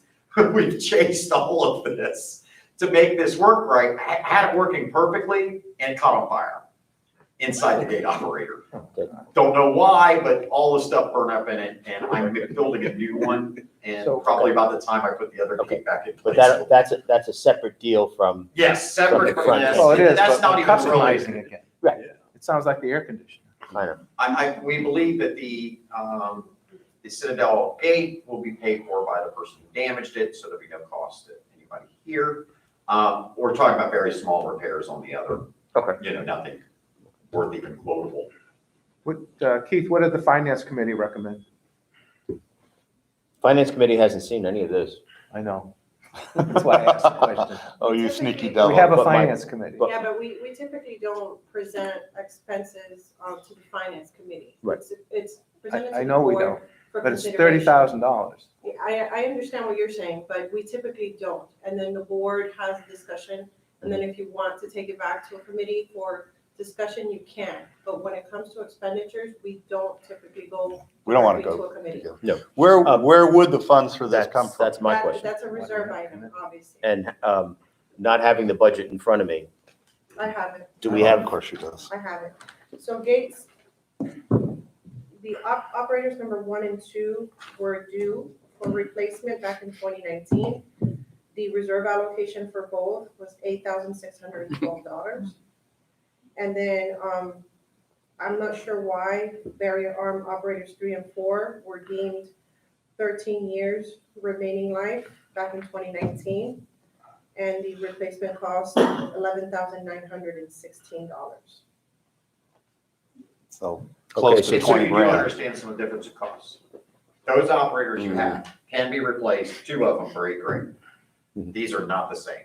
Right. These things are $7,000 a piece. They're just not cheap. But it's a totally different, they're not even comparable. Camera system is due for replacement. It was due, it had remaining life 3 years ago, so in 2021, it will obviously have lived its life. Replacement cost $5,967. all right, so we have 25. We have 8 and 5. We have 13. The other part isn't due yet, so we have to come up with another 20. Correct. That's the way I see it. And Rick and Keith, I'm assuming you concur with this needs to be done? Keith is talking about it all the time, and praises your guys that you're actually could be charged against a hell of a lot more than they have. Yeah, my So guy lives, We're just dying with 1,000 cuts. yeah, I mean, my guy lives down there and I'm like, just drive through, because, and Chris calls me at 4 a.m. whether it's, working or not. I had a question for you on the Yes. camera system, because I know you're putting it in NVR. There's no detail on the type of NVR and the type of cameras. I'd also like some information as to recording time. How many terabytes would that 6. system be? We pretty much put 6 terabytes in as a standard. Okay. Everything we use is considered a Hikvision equivalent, which is pretty much the standard. So we try to go with something that's always standard, because if you lost us and somebody else came in, it's not proprietary. They could go buy a camera off the shelf made by 10 different manufacturers, and it plugs right into the equipment. So all our standard cameras that say general view or anything like that today are going at 4 megapixels. But you have some of those out there actually operating right now. It just became a compiled system of, 3 or 4 of those cameras were here before me. So, I mean, Do you they're think you pretty can old. provide the information so that the board understands what type of equipment they're actually considering, cameras and the Yes. NVR? And then surge protection, I didn't see anything in here for surge protection. I know, for example, in some districts, especially during this past rainy season, a few lost their entire camera systems during some of the lightning storms. Was surge protection reviewed within the guardhouse before? So most everything on the guardhouse is located on the building. Besides using a UPS, being this is direct PoE insertion, there's really not very good surge protection that works in that situation. If we're segregating, then yes, it does work pretty well, but we're not segregated, it's hooked to the DVR. Like I said, we use UPSs on the DVRs to keep those up during that time period. We don't see heavy damage to camera systems that are hooked to buildings. If it's on a pool gate or hooked on a pole, like your back pole here, yeah, it's gonna get hit. It's kind of more in the design as you've taken the pole and stuck it in the ground and tied a camera to it. So we see more that way. You can purchase expanded surge protection, but the difference in the cost and the cost of a camera is almost not worth it. So if your surge protector costs $180 and it saves you 3 times, which that's what they say, and then it fails and it hits the camera, it never seems to work out. We have so few damages on cameras. If I could strap it to that reader out there and those gates, that would be better, but there's just not good surge protection on those either because we've grounded them to the ground. So kind of where we stand on that. I know you spoke about the reliability of these systems, but what is the warranty on them? The operators commercially have a 2-year warranty. Is that parts and labor? Parts. Our labor is 1 year. But you're also usually under a maintenance agreement with us, so it's kind of give or take. If it's, hey, that broke, and we're looking at it, and we think that this is we kind of just balance things, I guess the best way to say it. If somebody comes by and runs over the gate operator, you're gonna get billed. If somebody knocks the arm off, you're gonna get billed. If it's general things like it quit, we can't, why did it stop working? We go out there and reset something and bring it back. You don't get billed. So I haven't put any parts in these yet. I've got them 5 years old and yet to replace an internal part.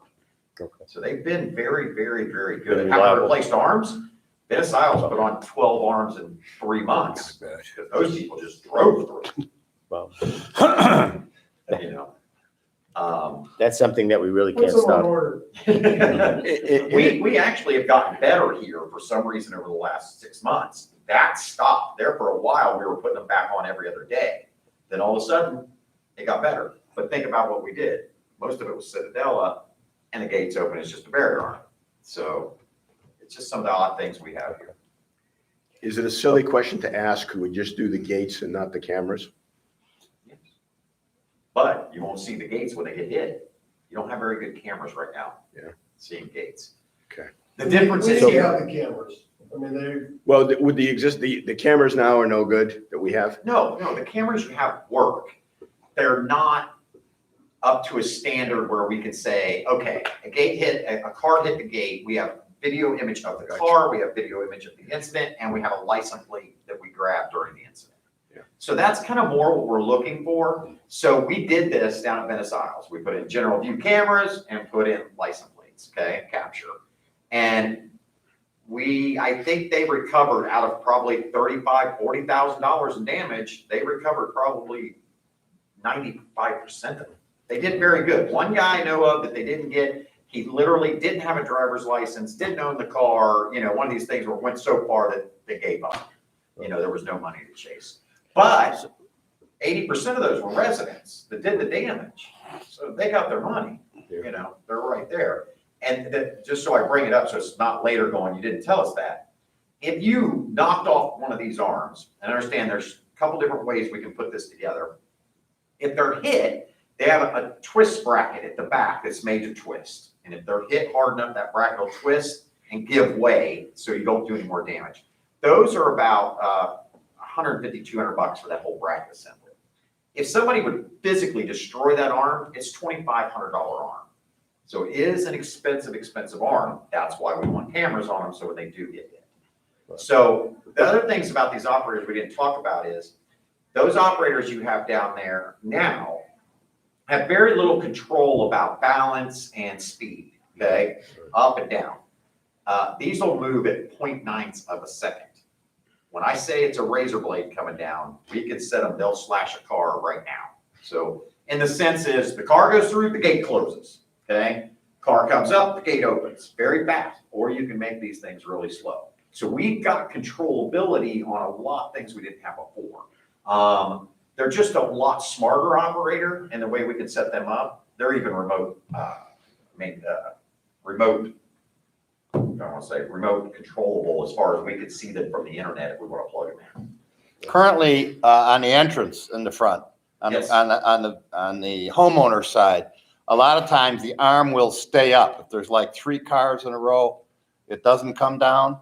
Yes. And then you kind of wonder, is it going to come down when I'm halfway through? It's kind of like a little Russian roulette thing. So what we Is that, first of all, is that supposed to do that? And Yes. second of all, will that happen with this, or are you saying it'll come down between each car?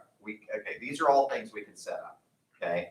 So right now, the way things are set up is there's no activation beam, okay? So when you pull up, whether you're 20 feet back, 60 feet back up, if your tag is good enough, it can be red, which means it's gonna open the gate, okay? So you go on through, but the other guy was right behind you, he's already red, gate's up again. That's why it stays up. It's okay. So what you do is you put an activation loop in at one point.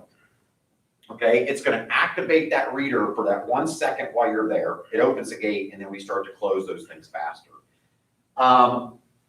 Usually what you're talking about is what you're saying that you'll hesitate. Okay, so you don't know, am I supposed to, so I've seen this happen. Haven't got a lot of people to jump on this, but why don't we put the simple little green red light in there?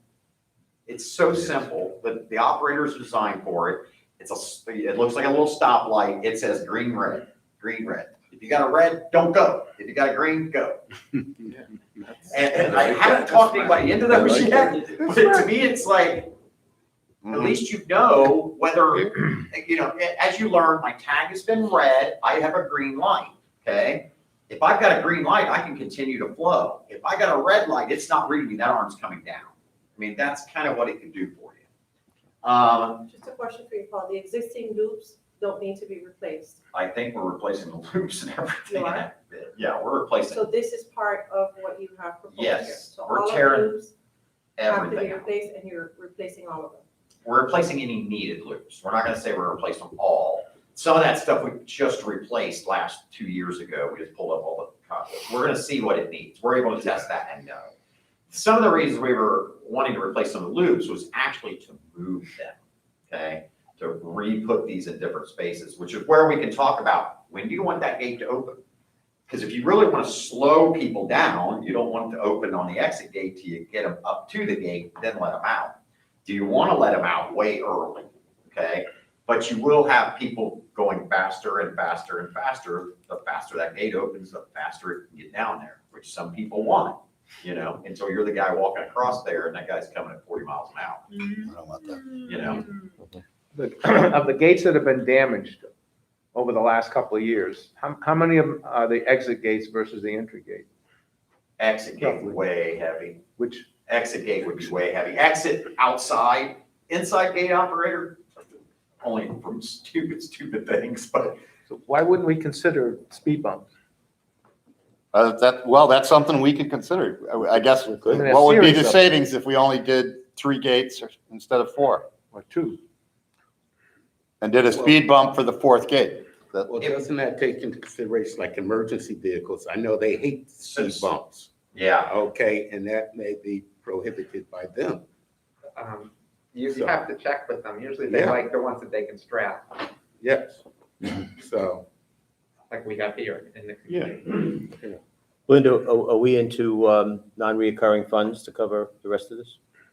Well, I'm glad you brought it up because we did complete the fiscal year. We did talk about some of the recommendations from the Reserve Committee. I do think you should probably invite the Reserve Committee to the next meeting so that we can talk about the new operating accounts that need to be The established. split, right. I think there's some sort of a confusion wherein the committee was under the impression that the accounts would be established at the end of the fiscal year. I'm sure the board can recall that I recommended that we wait until we obtain our tax funds, which still have not come in from the property appraiser's office for the new fiscal year. So I don't plan on doing this until December, when I'm sure that we receive funds. But you can invite them to the next meeting, have a discussion with them. You may want to use prior year funds for this. I'm not sure whether or not you want another bid. You can also state that you do want another bid. I can tell you that this is on the lower side from what I've seen, because I've currently bid out another district in Palmetto, and the cost required us to go out for an RFP because of how high some of these systems Oh, wow, okay. are. I would just want for Paul to provide us with information regarding the camera system, and also to include the warranty details here in your proposal, so that we have that, and whatever other details. We definitely want it to be a turnkey project where surprises don't come back. The quote you have was a budgetary one that was wrote about a year ago. Okay. So this is not, this is We kind of not, been just passing this one around. It hasn't come to fruition and said, you know, let's get the detail. yeah, It's because been- this one's dated October 17th, so we just want to make sure that it's a turnkey project where we don't come back with any surprises. Are the arms lit, or the new? Light lit. Okay. I'm sorry, lit, yes. Are you suggesting that we finalize this or deal with it in December? You can, I mean, I don't know if the finance committee needs to be here. As far as the splitting of the reserve accounts, that's Jerry Jasper's thought. The committee is behind him.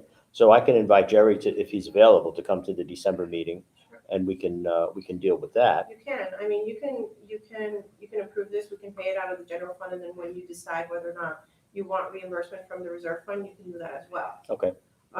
There, obviously, my biggest concern is you do have to take into consideration the fact that the equipment is failing, so Yeah, your and the cost cost of of repairs the constant Are- cost. 6 weeks out on these operators are custom climbing, made. and that's another issue that we are seeing right Okay. now within the industry. Everything. Everything is delayed. Everything. We're Okay. looking at, I mean, I have a sign, a simple LED sign that's on order, and it's gonna take 10 to 12 weeks for the You know, sign to arrive. I think another part, we have a vendor here that has helped us out quite a bit. Yes, I And mean, our Paul's luck very, with very vendors has knowledgeable. not been good. No. He understands all of the equipment, he understands the district A very little well. and the allegiance function. is good. The issue on the timing, I will tell you that we have to be very cautious as to how quickly we want those gates to close. Oh, yeah. Andy can Yeah. attest to the fact that I have another district where the gate arms are being hit 12 to 15 times a week. At one point, one operator had to be entirely replaced because even though they tried to fix it, the damage to the equipment itself is not salvageable. So you're saying slower is Better than faster? I think you have to take into consideration the timing, work with your professional to I make think sure it's that. all about the gate. Yeah, You know, okay. It's all about what we see happening, how you want, that's something, You we'll have to also have discuss. to make sure that if, someone is tailgating, that the gate just doesn't close Right, on top that- of their vehicle, because that's a that's where problem. the insurance claims happen. That is definitely a problem. Our gates will not close on top of the vehicle. How long is installation on this pole?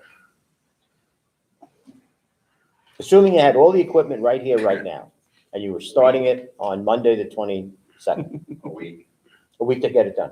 And the inconvenience But to, there's other pieces involved. There's pavers that have to be pulled, have to be put back down. We are replacing everything. So that bid, understand, that's us going and putting conduits back underneath the roadways to get the new wiring in. There, like I said, there's not a single button that works in the guardhouse anymore. We're gonna have to cut up the guardhouse. We've got a lot of things to get the wiring fixed. and as far as entry and exit for our residents, there would be minimal inconvenience? There would be a point where we would have to detour the Citadel gate during a day, probably, when we're Okay. trying to get loops in the ground. On one, Right. because of if we didn't have the porticos over top of the two roadways, we'd have no problem, but we had to do something with the high level people.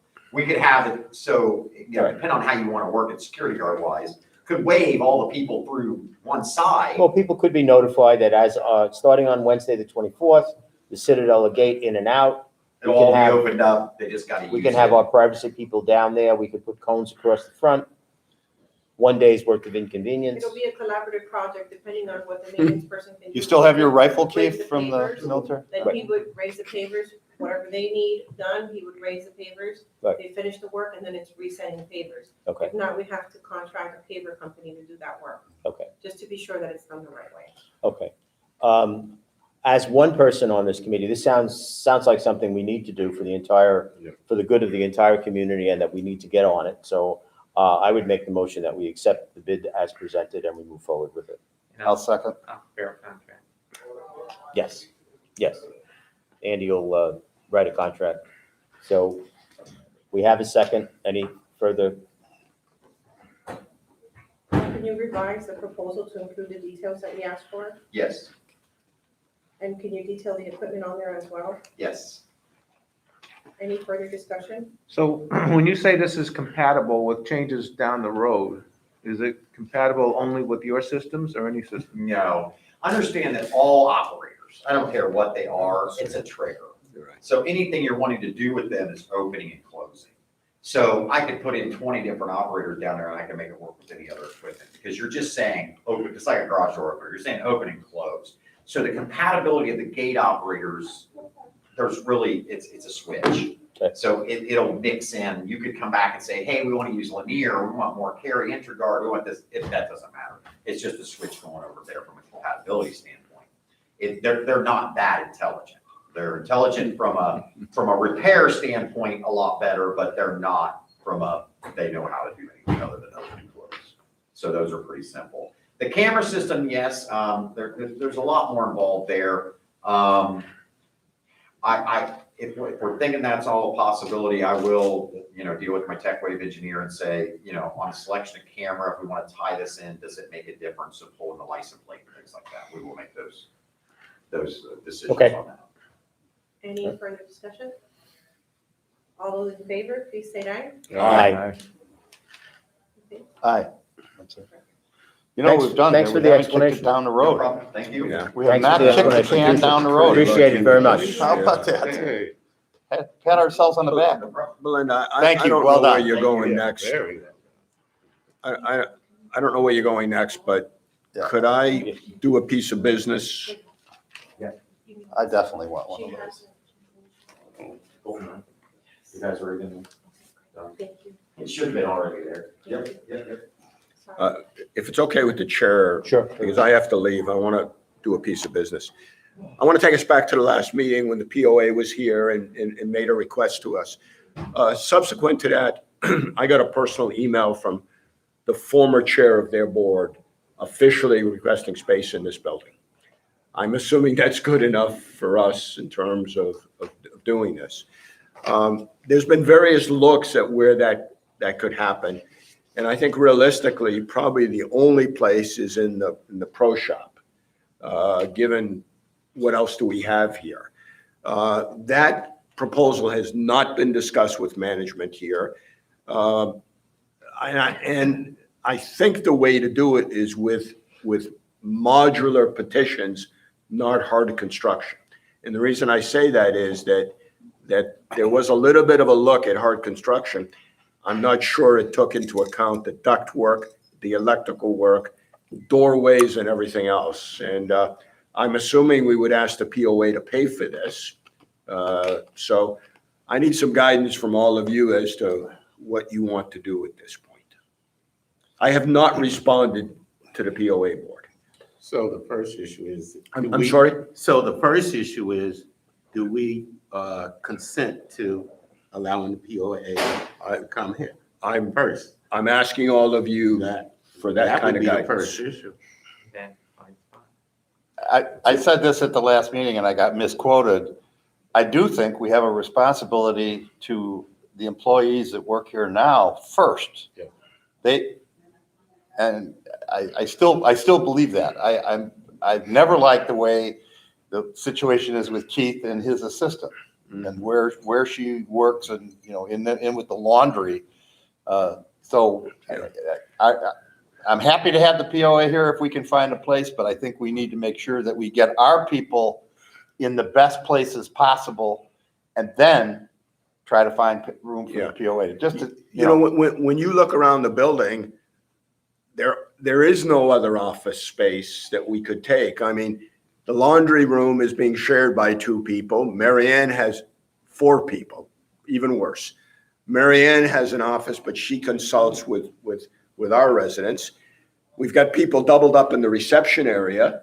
The only thing that's really left other than building something is perhaps that pro shop area. But why couldn't, let's say, Keith and his assistant be there and the POA take Keith's office and where Kathy is now? I mean, it seems to me like we're giving the I don't want to say this, but the primo space, if it becomes that, to the POA. Yeah. And yet letting our people be scattered all over the place. I'll just answer quickly. I'm not so sure that the pro shop is primo space, quite honestly, but better than the laundry room. Yeah, I mean, I think we need to invoke our general manager for a conversation about this, which we haven't done because of the emotion and the sense of it. I think, as Ernest says, we first and foremost receptive to the POA moving up. Well, you know, as a homeowner in the community, and we all are, we see the possibility of a $35,000 yearly lease, which we would all pay. Mhm. So I think that we owe it to all the residents to try to forestall something like, or try to eliminate that by using space here. I would like to see certainly Keith and Catherine closer together rather than spread apart. So I would like to see a plan as to how we might utilize the space. And I don't know if the facilities committee can provide that, but getting to your question, if we can save the community $35,000 in a potential rental, I mean, right now they're spending $500 a month, so that's a cost that we all bear, one way or another. If we can eliminate that, I'm fine with it. Also, if it's going to be any sort of construction in any way, even if it's the purchase of temporary walls that we've seen, I think, because we're doing just fine the way we are, I think the POA has to kick in with that money. So, and I don't think they'd be opposed to that, because if they're gonna spend a couple of $100, let's say, in one way or another, they're going to be providing, from what I understand, better internet service and some other things for us at no charge. So, okay, let me make a suggestion and let's get you all to react to it. I think I owe an answer back to the request that came to me. How about if I go back to them and say, designated individual who work with us we'll assemble the right people up here, and we'll take a look at everything we have here and come back to all of you with some potential ideas. I have no problem with that. That work? I would include Keith. Oh, as one of absolutely. those We have to essential people. include Keith. I have to- and We have to Denise? include Denise. I'm just a little bit hesitant to give it back to the facilities committee. We try to do it via committee. I'll certainly keep them informed and look at what we have here. Isn't All right. the most efficient way to do it is to get a space efficiency expert or something to Well- consult with, have the POA bring that person in and consult with and look at what is being offered here as Well- opposed to us novice. I think absolutely, but I'd first like to say, look and see what may be potential. Well, that's what that space Yep. expert would say. Okay, if you're willing to do that, I think that's commendable, and I think it's Okay. a start. And yes, I think as one person, I think we should be cooperative. Again, we're all in the same community. It's costing all of us money.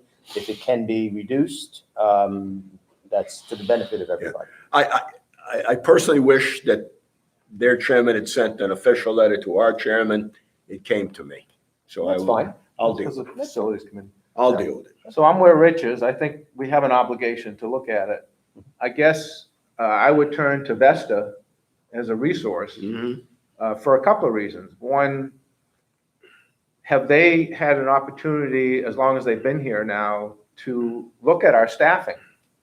And why don't we start with, to me, let's start with the staffing. Do we need everybody we have? Has that been looked at? I know you Of assume course, we we do. need everybody we have. We're so No, I wouldn't stressed say of right course. now. Well- No, it is, of course. You know, the times that we're in right now, my food and beverage manager is working 60 minimum I'm hours not a talking week, about, and assistant. We're talking, I'm we're not talking about wait managers. staff or. No, we're talking managers, because of course that's what gets the office. It wait goes staff beyond that. doesn't. Though, Denise, it's not just food and beverage. No, I know. I I'm know. saying, we have a management company that presumably has some experience at staffing levels for the size of community we are, for the number of diners we have. I'm Well, just that's- saying, They don't. they don't have any experience? This is probably the second largest club they have, and the other one doesn't have the tennis and food and beverage like we do. We're an anomaly to them. This is new. That's Okay. where the struggle had come in. They have, of their hundreds and hundreds of foods, mostly it's snack bars. So this Vesta would is- say they're not capable of doing this. No, they're capable, absolutely, they're capable. I'm just saying, this is a different club than their other clubs. But one thing I would like to say is that right now, that tennis room is used for the groomsmen when we do weddings. And what we're scrambling to try and find out. That's, Let's I know not you go don't there think yet. that's important, but we're No, talking. but let's not go there yet. Yeah. You're talking solutions, and Well, and I'm saying, just- we're let's start looking, with- trying to find Yeah. that. So Well, that maybe that is the out, yeah. classroom can be used by the groomsmen and. Well, the brides are in there. Oh. Because we used to have the two They can't spa take what- rooms what- and okay. things have let- grown. Let's not get into the solution. Let me add Let's something. just stick with, I'm with Rich. I think we have an obligation to look at it. I think we ought to review all of the potential while we're at it. And go from there. And there's no rush because they're month to month, but they could They're be month to month, and we out. heard Right. Bill Shade is Yeah. going to be the next, if he's not Yeah. already chair, he's going to be the next chair, I assume.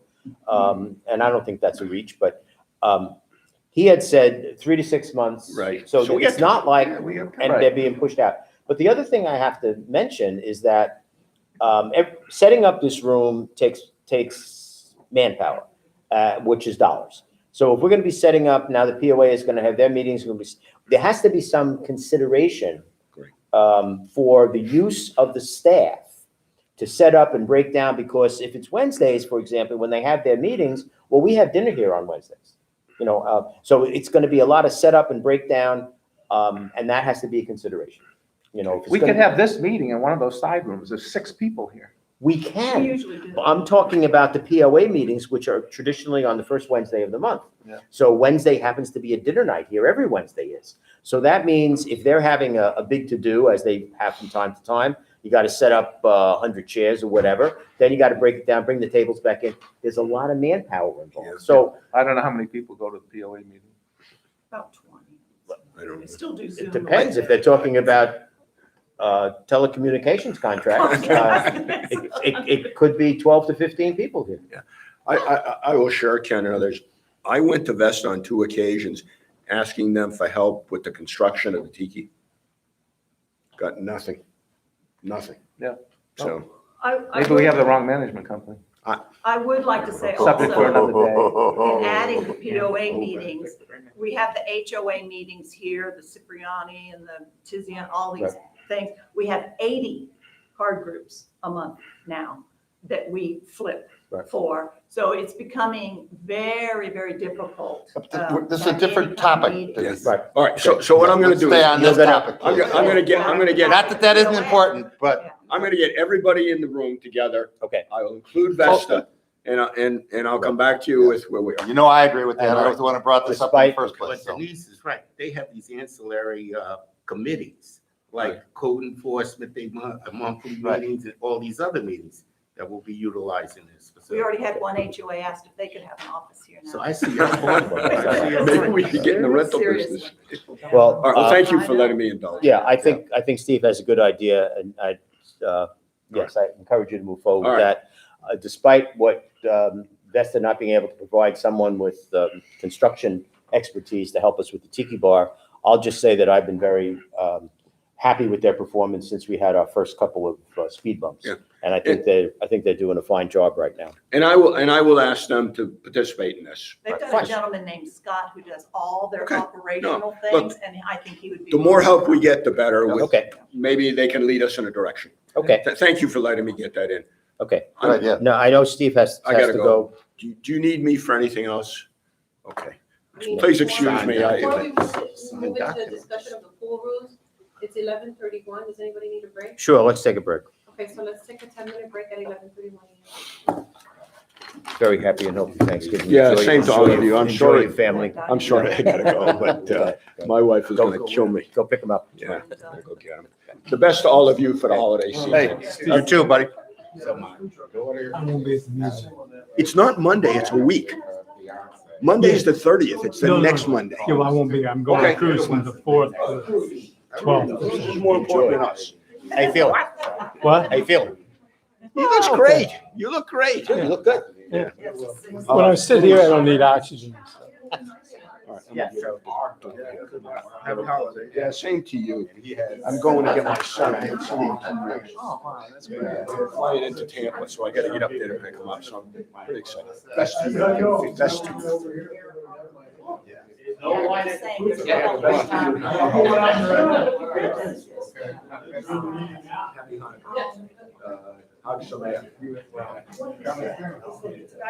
This is great. I didn't know this was.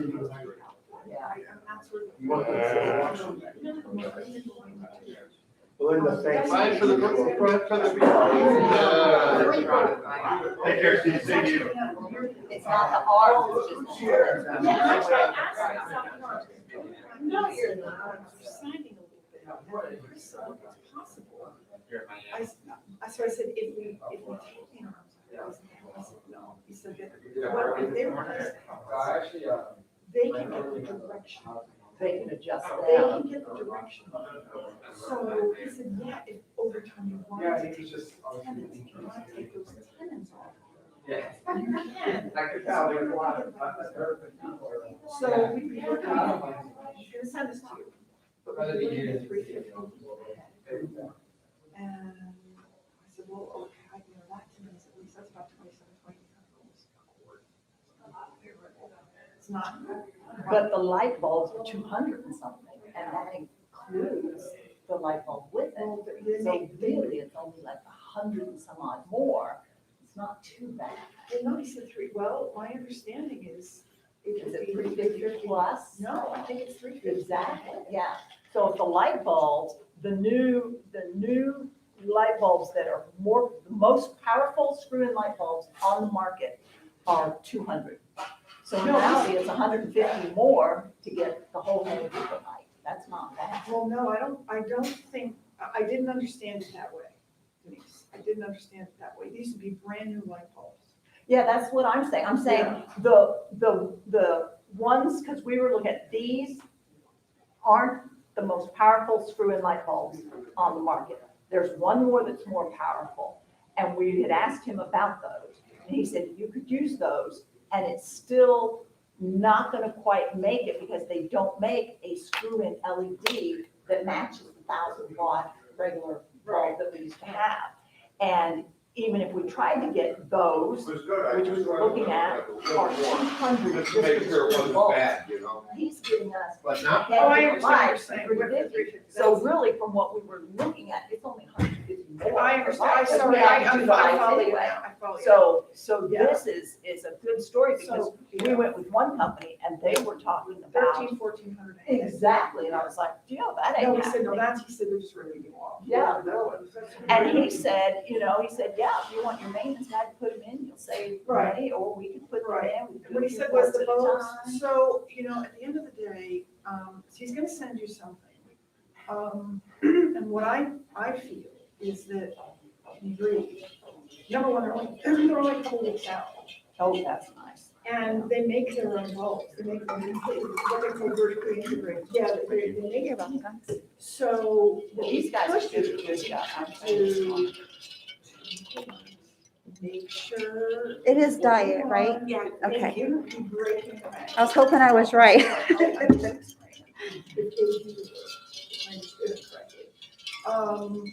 It's not a crazy, 30, 40, 50,000.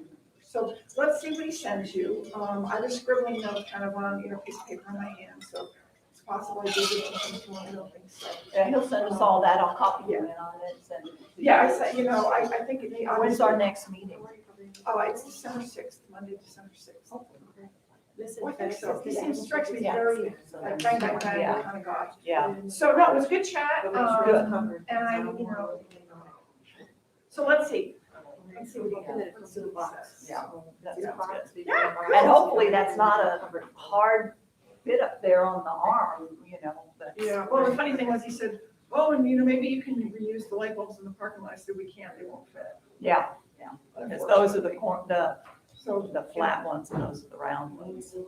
anyway, but, all right, so that's done. So look for something in your email. Will do. Thanks for going out there. I appreciate it. Oh, no, I was gonna be there. I was hoping to be there anyway. Do we know what time Carlos is coming tomorrow? No idea. So it's Because I gonna have a tea be, time, but I'm like, I'm not canceling it. yeah, well, he'll be here and it'll be texting. I told a couple of people, the minute you see him, please come and get me so I can text people. And, I don't know, usually he comes later afternoon. The last couple of times where it's come. So at the end of the day. So that's what's happened the last few times. I can email him today and say, do you have a morning, noon, or afternoon? Even if he gave us just, it's gonna But be he wants after to I say end of the finish. day or whatever. Yeah, at least then we know, okay, our day, we can keep busy instead of being on pins and needles. When's he gonna get here? With that. All righty, good. Okay, we're getting there. All right, thanks. I gotta run it. All right, thanks, a Joe. lot. I appreciate Yes, it. yes, you too. And I did. So you're not gonna put it off tomorrow, right? No, it doesn't look like, she must have known that she's going to see the doctor tomorrow too. Okay. I want to play Friday, Wednesday. Yeah, Wednesday, it's 10:29, okay? Okay, good. Right, of course, you'll take my, I'm not playing tomorrow, I'm not playing Wednesdays. You'll take my place. Yeah, they have an extra spot I can get. 10:29. Okay. Yeah, I have a spot for you on Wednesday. Okay, So it's good. gonna be Joe D, Your Joe association Smoko, vote is now Earl, and you. Well, that's perfect. 10:29, Let me put it in. 10:29 on Wednesday. She introduced herself, she fell, she laid there. Because there's the Becker law firm that handles HOA. That's what I'm thinking. So tell your wife I'll make her some potato pancakes and bring them over. Now that I know the recipe. I don't know. She takes Did care. you hear that story, Belinda? Yeah. His wife was, Richie's wife organized a food train for Pam and I, because I don't cook. So the first person on the food train was his wife, and she brought over brisket, which I love, and potato pancakes, which I love. Nice. So I sent her a note, thanked her for everything. I said, send the recipe for the potato pancakes. The next day, she shows up with 2 boxes of them from Trader Joe's. That was so That was so damn funny. So then a week later, I cooked them myself and said, I made them. So you figured out where the microwave was? Which one is that? I now know where the washer and the dryer are. I got all this stuff They done. take care of him. Too funny.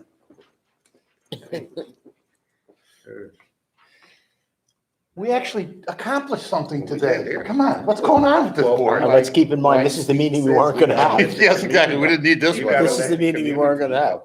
Keep it moving. Good Lord, what would we have done without this I meeting? mean, we really got Keep it I'm moving. really impressed with the parking. I mean, well, the gates. Yes. Right. Well, and I guess we can't talk. I mean, we used to have this system in Newark where we mount this apparatus on the back of a car. It could read 100 license plates and send us back within a period of, say, 30 seconds. Oh, my God. I mean, they ride down the street. That's how we pick up the scofflaws. Right. And then what they do is they ride down the street, and then we find out who owes tickets and all. Next thing you know, the boot comes, and they boot the car, so it immobilizes them at all. He has that technology, that guy. So, but can you imagine that thing can read over 100 license plates and give you the detail? I can't even, that's above what I could think. That's the technology. Always cold. That's why you can put that at the front gate.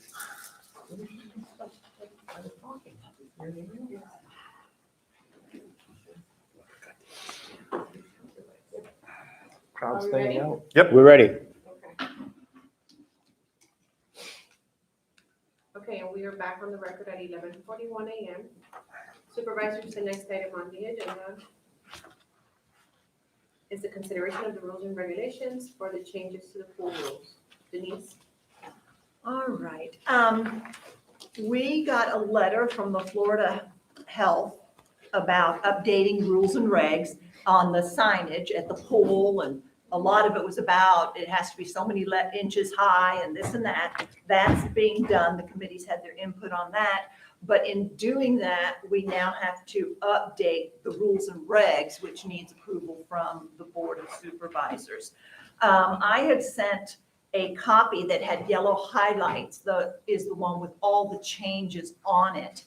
And then Andy had sent a letter that he had received from somebody reviewing some of this. And Regina, yeah, and so we updated those to make sure that was all incorporated. So in the rules and regs on the top part, I'm putting pool and spa rules. It just said pool rules, but I wanted to have pool and so number 1 and 2, there are no changes to that. 3, 4, and 5 were all in one long rule, and I split it up. Glass and drinking is one, no outside alcohol is another, and then no food and beverage on the wet deck as the third one. So instead of all being crammed together as Rule 3, it's now 3, 4, and 5. Denise, I may be able to short circuit the discussion if you'd like, Okay. which is that, yes, Denise mentioned at the last meeting that new guidance had come out, she needed to make some changes. We said we would take a look at it. I asked Regina to review the Florida Administrative Code and the certain provisions. Regina came back with a few recommendations and changes to the rules that Denise had proposed. Denise has incorporated them. From our standpoint, we're fine with them. Good to go? And I do not believe that we need to, which was another question, do we need to go through the formal rulemaking process? I do not believe Okay. that's necessary. So it's been checked, it's all in So we're compliance good with from my everything? end, But I mean, if you guys have any questions, certainly, but I'm Oh, not, good. know that we need to go through Good, it all. good to go. I have a question. Sure. How are we gonna determine the people are swallowing the pool water? Their teeth are very white. They They asked came that up whoever's with the it. newest board member go out there and monitor that. Well, I don't know. I read that and I said, how are you gonna monitor? Yeah. How are you gonna monitor that? So, What, can we just put you know, when in pool, keep your mouth shut. Or All outside right. pool. We'll move on. And that's actually not on that rules and regs. That would be an extra one at the bottom and then one on a signage too, the main signage. We'll have 3 or 4 signs out there.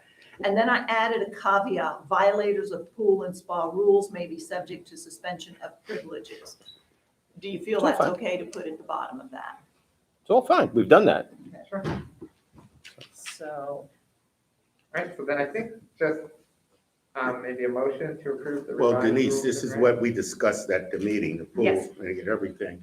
And let me just say, the committee, the pool and fitness committee met and they support the agreement. Okay, It's then, transparent. in light of all of that and having legal, a legal look at all of this, I'll make a motion that we accept it. Second. Any further discussion? All those in favor, please state aye. Aye. Aye. Thank you. The next item on the agenda is the consideration of the minutes of the Board of Supervisors meeting held on October 25th, 2021. These are behind tab number 10 for your review. Are there any questions, comments, and/or changes to the minutes as presented? I have no additional ones. There are no I had questions? just had a question. Sure. In there, it's talked about the fluid spill information was sent to the board members. Maybe it's because I just joined that day that I didn't get them. There was an email exchange. I can probably forward that email to you where I submitted to the board the information provided by council. I can forward that to you. I would appreciate it. Any other questions about that? I move we accept the minutes Second. as presented. Any further discussion? All those in favor, please state aye. Aye. The next item on the agenda is the consideration of the minutes of the Board of Supervisors meeting held on November 8th, 2021. These are behind tab number 11 for your review. Are there any questions, comments, and/or changes to the minutes as presented? I have no additional changes. There are no changes, comments, and/or questions. We'll be looking for a motion to approve. I'll make that motion. I second. Any further discussion? All those in favor, please state aye. Aye. The next item on the agenda is the consideration of the operations and maintenance expenditures for the month of October 2021. These are behind tab number 12 for your review. The expenditures for the period of October 1st through 31st total $118,512.23. Any questions regarding the expenditures? I have no additional questions on that either. Move. There are no questions. We've been looking for a motion to approve, which was placed by Ernest. Is there a second? I'll second it. Any further discussion? All those in favor, please state aye. Aye. Aye. We're going to move forward with the consent items. This is item number 7. We do have SEP few, which are behind tab number 13. We have, these are being presented for your acceptance. The Racket Sports Advisory Committee meeting of July 12th. Right. Racket Sports Advisory Committee meeting of September 27th. Racket Sports Advisory Committee meeting of October 25th. The Joint Facilities and Racket Sports Advisory Committee meeting minutes of November 1st. And the Social and Dining Advisory Committee meeting minutes of October 13th, 2021. Any questions? I have no questions. There are no questions. We've been looking for a motion to accept. Motion. Motion that we accept them all. Okay, so it's a motion by Ernest to accept them all. Is there a second? Second. Second by Ken. Any further discussion? All those in favor, please state aye. Aye. We're going to move on to staff reports. Andy, do you have anything to report? Just, we've covered most things, but just a quick update is that I want to let the board know that we are still looking into the issue about the trademark, so we cannot forget about that. David Jackson from my office is actually a patent attorney and knows a fair amount about this and was not able to find anything so far registered, federal or state, but we want to take a look at the purchase contract from the River Club transaction and see what it was, if anything, that was conveyed in terms of rights to us. So we are working on it. Any questions for Andy? Yeah, is there any possibility, I guess it would show up in trademarks, that it's part of the golf club? Well, yeah, we did not find anything doesn't mean that you can't still use them or that they're not still protected per se, okay? But we did not find anything registered under either the CDD, WCI, or Lennar. Okay. So, I've heard through the rumor mill, and that's all it is. Yeah. Is that Heritage is looking at changing the name of the golf club to just Venetian Golf Club. okay. So, Wouldn't that be a good thing to kind of Yeah. separate the two Yes, things? absolutely. absolutely, I So think. then we could, yeah. So we didn't forget, like I said, we're looking further into that. We've done some preliminary research, and that's all I got. I'm glad to answer any questions. Any questions?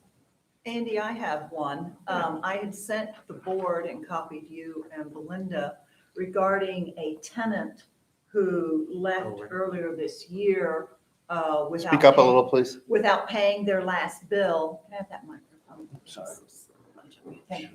I had talked about a tenant who left early this year without paying their last bill, which ends up being over $400. And we had emailed them and called and left messages, and there have been no responses at all on that. They live in Canada, but we don't have an address for them. So now we have two choices. One, turn it to bad debt, or two, hold the homeowner responsible for her tenant, and then she works on collecting it herself if we have them pay. If we go that route, I have never done it, so I do not know whether Andy would write a formal letter for this or what has to be done. I'd be glad to write a letter if you want, but it's $417, so, my fee, might cut into that. So my question is, can Vesta provide some assistance? It is a river club thing, so Well, yes, we Yeah, could they have must have some them. sort of collection department. Okay. Well, let me ask you a question. I know they bill my credit card every month. Well, anytime I'm up here. So we didn't have a credit card on? board for this People are tenant? supposed to, and what happens is, for example, this past month, when the billing went out, we had 14 pages of credit cards that were no longer valid or the expiration date. And every month, we call over 100 people, you need to update your credit card, you need to update your credit card. And that could have been one of the things that happened there, because we do insist that all tenants have one, and it could be theirs had an expiration date. So like I said, I'm glad to help. I mean, I've got a kid in college, but you That's might not want worth it. to, you might want to start with Vesta. All right, Question. we'll I have a- start with Vesta and have them write Yeah. a letter to the homeowner.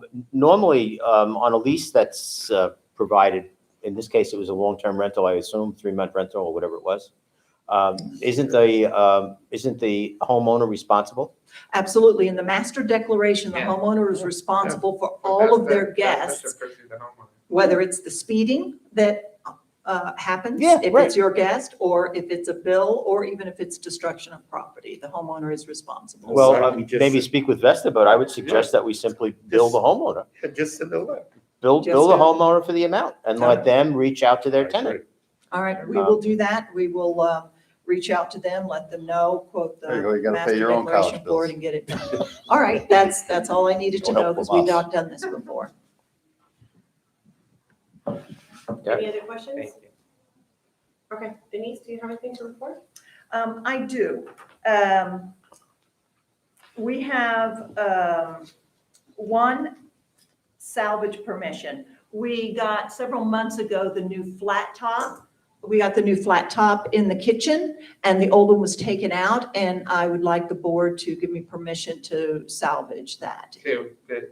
So we need a motion to determine it as surplus. Yes. I'll make that motion.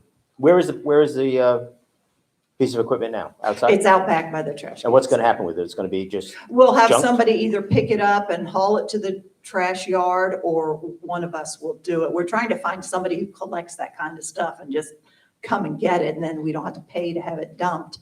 But if not, we'll go and get it dumped. will our service pick it up, in a bulk pickup? Get rid of it that way?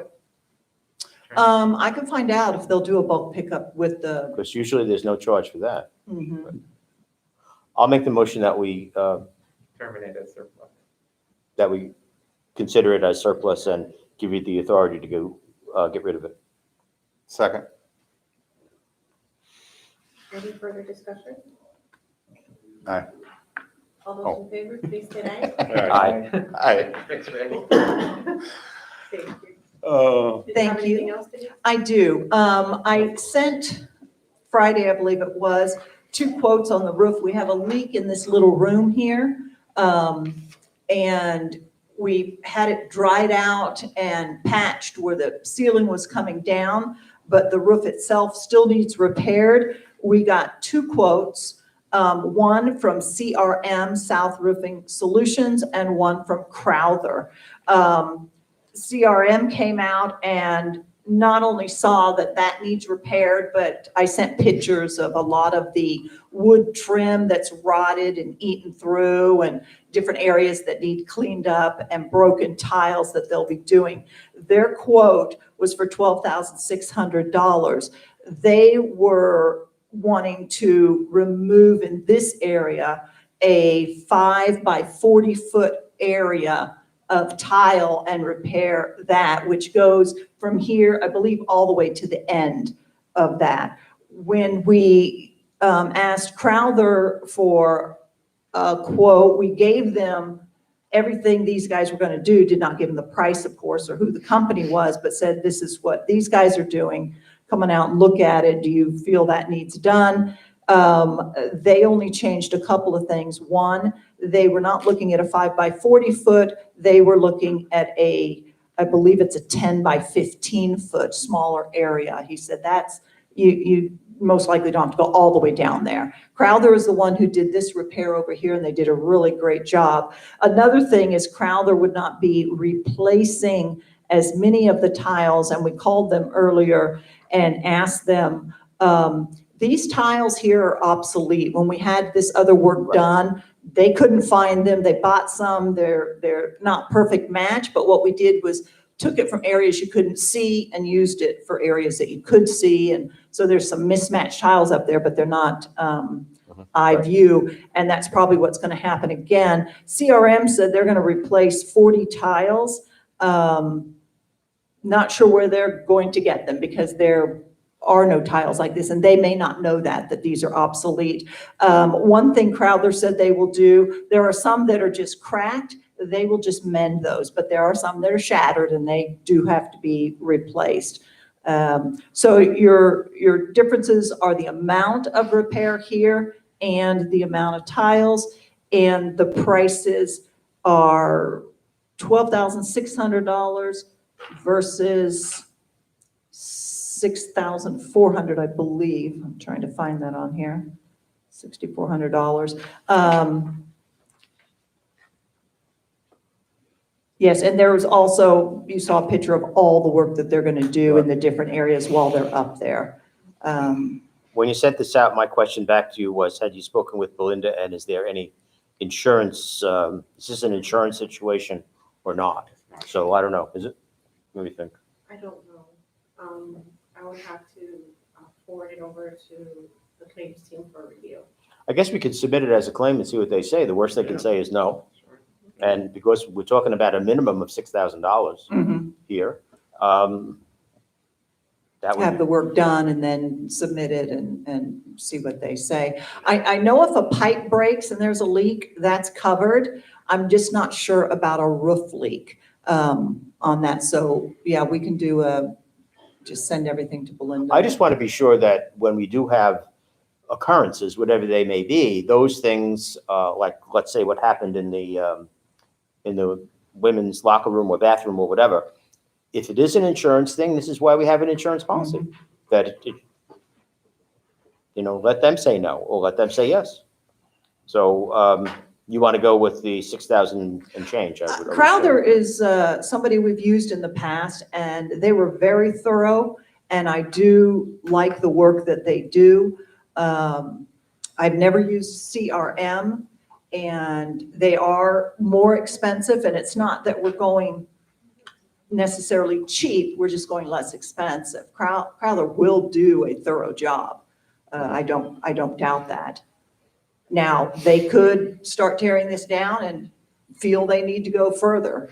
But even if they did, I don't know that it would get near that 12,000 mark. That's double what they're asking. And that would be brought to the board if they felt they needed to go that much more expensive. Well, it certainly has to be attended to, because if we have damage inside, it's not gonna go away. Yeah. So, I mentioned to Denise, I tried to do a side-by-side comparison of the two quotes. And I realized CRM is more expensive. I have a concern that we do things on the cheap and we pay for them in the long run. And therefore, I did a side-by-side comparison. And they don't seem to me to be the same. One seems much more thorough than the other one. Crowder says they're going to replace approximately 15 tiles. And then they say in parentheses, we only have 15. So they're replacing 15 because they only have 15. The other people say we need to replace 40. There are 40 broken tiles up there. So why aren't we replacing all 40? So that's certainly one question. In the two sections that are being replaced, CRM talks about installing new underlayment in both cases, whereas Crowther talks about repairing the underlayment and sealants as needed. So, one is installing new, the other is repairing. I don't know what that means either. In the two areas that they're talking about replacing, it's a total of about 300 square feet versus 185 for Crowther. So they're seeing significantly more damage that needs to be replaced. I don't know. I read them both. I tried to compare side by side them both, and one just seemed more thorough than the other. So given our propensity, I know we try to save money, but we've had so many issues with the roof. For another 6,000, one just seems much more thorough than the other. Or I'd like to understand the other. You gave Crowther a copy of the CRM, but you didn't give CRM a copy of the Crowther to allow them to compare side by side. So it's like, if we're going to give one a comparison, why don't we give the other one a comparison? Well, I wasn't giving it to them for a comparison. I wanted to make sure that they did as much. For example, we could get a quote for just that. Forget the wood, forget all of that. But when their quote included the wood, I didn't want them to say, oh, that's just 2,000 to repair that. I wanted them to see, I sent the pictures because that wood is rotten. That will eventually leak somewhere, somehow.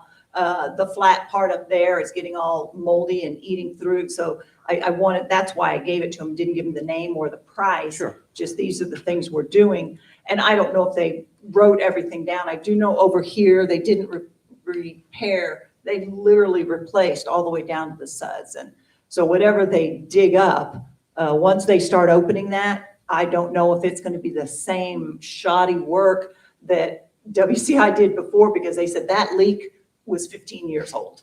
And that's from the day they built this place. And I don't know if this one is, or if this is just a crack somewhere. But maybe the leaks are more extensive. It could be, yeah. And when they open it, they just go that way. So I don't think they'll just repair it. If it needs replaced, they'll replace it. If it's a crack in there, they're, like I said, they're reliable, but it's whatever the board wants to do. And we do have, I think, only 2 years. 2024 is when the roof comes up on the reserves. What, the other repairs that Crowther. Any problems there whatsoever? None. It's absolutely, No, that's it's just the whole thing, that's yeah. just yes or no, Denise. No issues. They went all the way to the studs and replaced the studs. It was that bad. Well, so your experience with them is they do what's necessary to make the repair. Because I hear what Ken is saying. Yeah. I don't think we're going on the cheap here if we choose that bid, as No, much just as we're they're going not with apples to the apples. company we Yeah. know that's done good work before, and we would assume that they would do good work again. I see their trucks all over the community Yeah. too. So, My thing is, I also, that if we are in 2 years contemplating replacing the roof, how much, do we want to do? I feel that's extra, but that's aesthetic. It needs to be done. It looks bad from the outside. Up above, we may not have to put money into, cleaning up the mold right now, but I don't know if that deteriorates that flat part up there or not. But we do have the option in a couple of years of replacing all of it. So how much money we want to put into it now, though, I got a feeling we're going to have a couple of leaks a year until then. Roof's in bad shape. so what is your recommendation? My recommendation is go ahead and go with Crowther. Because their of previous experience with them and the previous job that they've experience, done? and I think they will be thorough, and they are a lot less expensive. So even if they found something else, I think they would still be under what the CRM. And are they going to give you some sort of a warranty? I can ask for a warranty. I don't know. Be on the that- workmanship. Unlikely What on the type of repair. workmanship? Well, they worked on this a year or so ago, and they, good experience with that. So I would support going along with them Well, and get this done. if it were the roof of your house, and one vendor says you need 150 square feet replaced, another vendor says you need 300 square feet replaced, would you question it? I'd probably call in a third vendor and say, what's going on here? Yeah, that's what Ken's. And sometimes vendors will give a way out price because they simply don't want to do the job. Yeah, They don't have the employees and they don't have the materials. I agree. And I think the thing about replacing 40 tiles when there really aren't 40 tiles, what are they going to use? We don't have, you can't go out and buy these tiles. They're not made anymore. I don't know, nobody asked. He said they were going to, he told you he was going to glue some of them if they've cracked. Crowther But those that have- seals the cracked ones. Mhm. Right. Instead And they of all the replaces them. roofers do that. But there are some that are shattered, and I think, Well, he doesn't say that, though, in this quote. no, but that's what they did when, I think it was 3 years ago. We sent pictures of cracked tiles. I think we had over 150 cracked and broken tiles. And that's when they bought that huge pallet, and these are the ones that are left over. And a lot of them, they just sealed for us instead of throwing them away. The because 15 they're using, the color doesn't match. He says it, right? Yeah, right. Yeah, it's No, not. we knew that from years ago. Yeah, no, so I'm We saying, couldn't whether match. it's 40 or 15, the color's not gonna match. Right. Okay. I just wanted to. Yeah, no, I hear you, That's a good point. definitely. Okay, so where we going? Well, you wanted the warranty. Well, I'd like to find out about the warranty. I don't think we should have any work done without some sort of a warranty on it. But But there are two types of warranty, workmanship and Right. material. So. labor and material. So you want both? Yeah. Okay, I agree. Yeah. So you want to conditionally approve them, so we can move them? Based upon an explanation of their warranty? I'm good with that. I'm good with that. I'm good. Andy, you good with that? Okay, you know, And I'll call, if Crowther says, no, we don't do warranties, which I don't, but if they did, I would call CRM to see if they do, just to say, oh, no, nobody warranties Right, it. and if you can't get a Yeah, straight try answer and you want to come back in December with it, we'll Yeah. hope it doesn't rain between now. And then I don't know. forget to check on the insurance. bill. Yes, we've got all their paperwork, should have everything good. I'll make sure it's not expired at this time. so it's a motion. Yeah, I said that we would accept Crowder based upon warranty and such. Second. Well, hold on, yeah, Yeah. Belinda's saying that, it's in the chairs. No, it's $6,000. But this would constitute as an emergency. Oh, okay, all right, fine. So this falls within, we can open it up to public comment. We've got one. Bert, what do you think? Can't hear you. All right, I'm fine with that because it is, I didn't realize it would fall under that as emergency repair. Any leak or anything that All could right, all right. compromise the infrastructure. So I think we just have direction. Okay, All right, So moving so I can- forward, when I I can have sign an it. emergency repair, I can go to the Yeah. chairman You can. instead of waiting for Yeah. this time, because I've been so Okay. scared of rain. Okay, perfect. And one last item.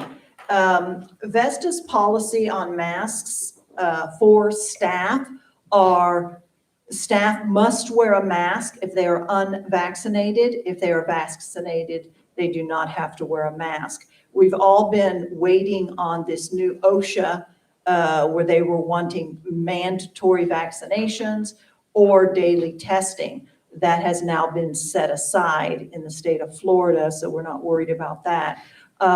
One thing I would like to ask now is that our club follow Venetian, Vesta's mask policy, where my staff who are vaccinated do not have to wear a mask. You can't ask for vaccination verification, though. We cannot, but one thing, just because people talk, we know who is and who isn't. And I would do a stipulation with them. If you do not wear a mask and you claim to be vaccinated and I find out at a later date you're not, then that will be disciplinary action up to termination for lying to me. Are we putting staff sort of against each other or residents against staff because some are going to be wearing masks, some won't be, and then therefore they're going to take that as you're not vaccinated? That could be part of it because I know that one person who was wearing a mask, somebody asked them, why are you wearing a mask? Aren't you vaccinated? And they were a little stumped as to how to answer that. Policy. Yeah. All staff has to wear masks. And so moving forward, if you're not vaccinated and somebody doesn't really want you to serve them, then we'll find somebody who is vaccinated to serve them. I'm going to recommend that we not deal with this under staff requests at this point, and that it be put on the agenda for the December meeting where the full board is here, especially Steve. Because my feeling right now is that the staff should continue to wear the masks. So what? It's The because staff should continue to wear the masks. So I'd Okay. like to see it on the agenda for the December meeting. Yeah. And until then, we keep it as it is. Okay. Okay? Yep. Okay. Yeah, okay. Question for Denise or somebody? Yes. Vesta did a survey a while back. Any idea when? No, I was going to, Result. Rudy is out of the country right now on vacation. So as soon as he comes back, I will find out. I would assume the deadline is over. I can't imagine it going on for a month. And try and get those results and see what Vesta wants to do on how to distribute it. Okay. So we can get those results, yes. That it? Any other questions? Okay. Thank you. Keith? Few things, truly blessed. We got to get out of here because Belinda just bought me a grilled cheese with crab in it. Yeah. Oh, nice. You know, I'll get out and eat that real quick, so sorry if I'm rushing. The couple things, survey, that I know when I say survey, everybody kind of goes, oh God, no, not another survey. It's different out there at the park. The park got back with me and they did survey our property out there and where we can put a fence if we choose to do so. And they put out some beautiful stakes and it goes all the way back down and around. And so it was, they did a great job of surveying that for us. I'm not really so sure that it's a great thing, not that I have an opinion about a fence, but I think we might try a couple other things first. One being more signage. I did order some more signs. We're gonna need them anyway to put down through there that we own the property, stay off the property, those type of things. I was gonna get with LMP and see if they have some bushes that have, little thorns and grenades on them so that when somebody goes through, they get it, they have to go to the hospital. But see if we can plant that down in there a little bit. If we go with the fence route, right, we have to take out quite a bit of that so that the fence guys can put fence in there. And that's gonna ruin. You can almost sit there then at the park and look all the way across the lake into, The these houses people's down there? houses. Okay. So I'm not real quick about, let's jump in and do a fence right Okay. away. Give me permission to do some plantings of some heavier stuff. and the signs, and we'll see how that works. Okay, If it doesn't, then maybe have to mow all that down and put up a fence. But, in fact, the city even said that they might even help with some of those plants with bayonets and grenades on them. okay, cool. So, cool there. It's been a busy day already this morning with mailboxes. We had 2 of them destroyed over the weekend. One from a man carrier, and then another one from a resident. And so, Those will be covered by insurance? no, those will be covered by the U.S. Yeah. Postal Service will be buying me one, Right. and so will the resident. The residence who just knocked it insurance, over. homeowners or whatever. So, Okay. and they're, how much those are, $1,300, $1,400 to replace those bloody things. So, that's been kind of a busy thing right now. But other than that, we're get the boulevard finished up and those type of things, and things are moving along well. So, Okay, thank you. questions? I have one. When we did those pool inspections or wetland inspections, the pond by Willow Chase, Mhm. we had talked about possibly Willow Chase being approached about sharing some of that expense. Of the maintenance of it. Yes. And I was gonna check into all that and see where that goes, but while we're standing here, we might, I've got the 2 experts right here that might be able to answer some of those questions for us. Well, Oh, you guys represent them. No. Oh, well, well done. if the area falls under your permit with the South Florida Water Management District, you can approach them as a neighbor, but I don't believe that they're required to pay for the cost of the maintenance. Or Now, half the cost. This is, or half the cost. This is your professional here. He can tell you clearly if if it falls within district property or district infrastructure, it's a responsibility of the district to maintain it. That being said, if they want something as an alternative to what is being provided currently, I don't know whether or not we can ask them whether or not they want to pay for it. I missed part of the discussion. So we have a lake, let's review the facts. So we have a lake that we're doing some maintenance on, if someone wants some increased maintenance. No, we have a pond, and on the back side of it is Willow Chase. They're getting to see all the beauty that we're paying for. Yep. All right, and not paying any of the price for the maintenance of that lake.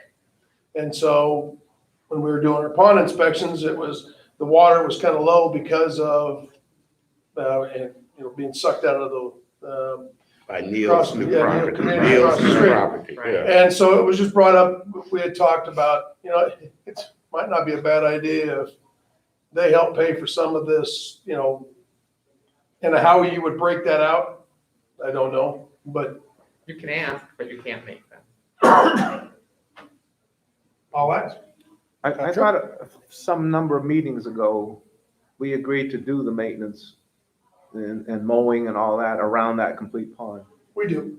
We have an agreement with Willow Chase with regards to mowing, but it sounds like it's something that goes further than that. Yes. Yeah, I think they just mow right behind there. They do. We let them mow. Right. And in return, they have to maintain requisite insurance and name us and things along those lines. And we have an agreement to that effect. So this sounds like asking if they want to contribute towards some enhanced maintenance. And again, if they want to, we'll take their money. That's fine. But we can't make them if it's our farm. Okay, Any other questions for Keith? Enjoy the holiday. Thank you, too. On my end, I will announce that the next regular meeting of the Board of Supervisors is scheduled to be held on Monday, December 13th, 2021 at 9:30 a.m. Just to note, supervisors, the witness list for the hydraulic fuel spill case has been provided to Rich for review. He and I had a discussion about it this morning. He's going to respond to Mark Hansen because I believe the list has to be submitted by today, correct? yeah, Okay.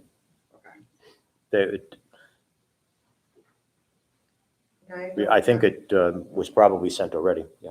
Okay.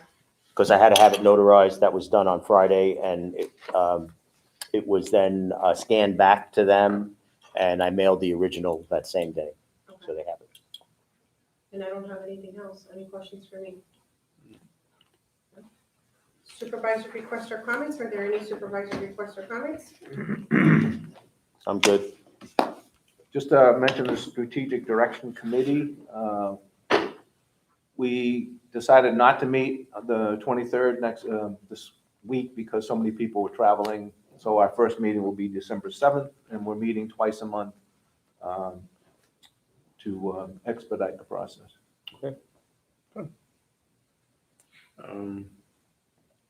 With regards to the meeting on December 13th, I may be away. So I just want to give the board notice. I would participate by phone, of course, but I'm pretty sure we're in New York.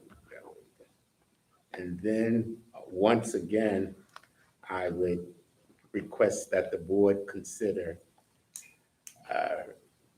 putting up the sign, "Welcome Home," as we enter where that planter is to the right, to the entry of the Venetian.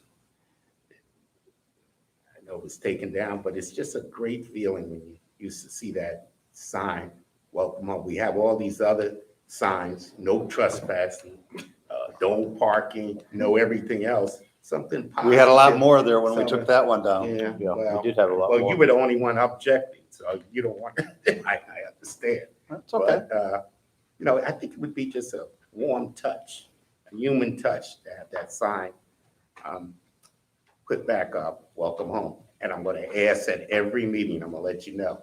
So until I'm voted off. So, Okay. no comment.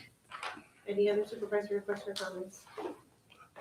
Okay, well, we do have a pre-closing where Rich is gonna sign his life away schedule Yeah. after this, so. Everybody I move we gets, adjourn. everybody gets a pen, There's a motion by Rich to It'll- adjourn, is there a a a second? souvenir pen after I sign them all. Is there a second on my motion, I hope? I'll second Got a that. boy. Okay. All those in favor, please state aye. Aye. Meeting adjourned at 12:21 p.m. Thank you, Holiday, everybody. Wow. Thanksgiving. Thanksgiving to everyone. I'm gonna start you early, Mr. Rocco. We actually accomplished a lot, Initial, Except my son. except your son. Every month, I'm gonna ask. Oh.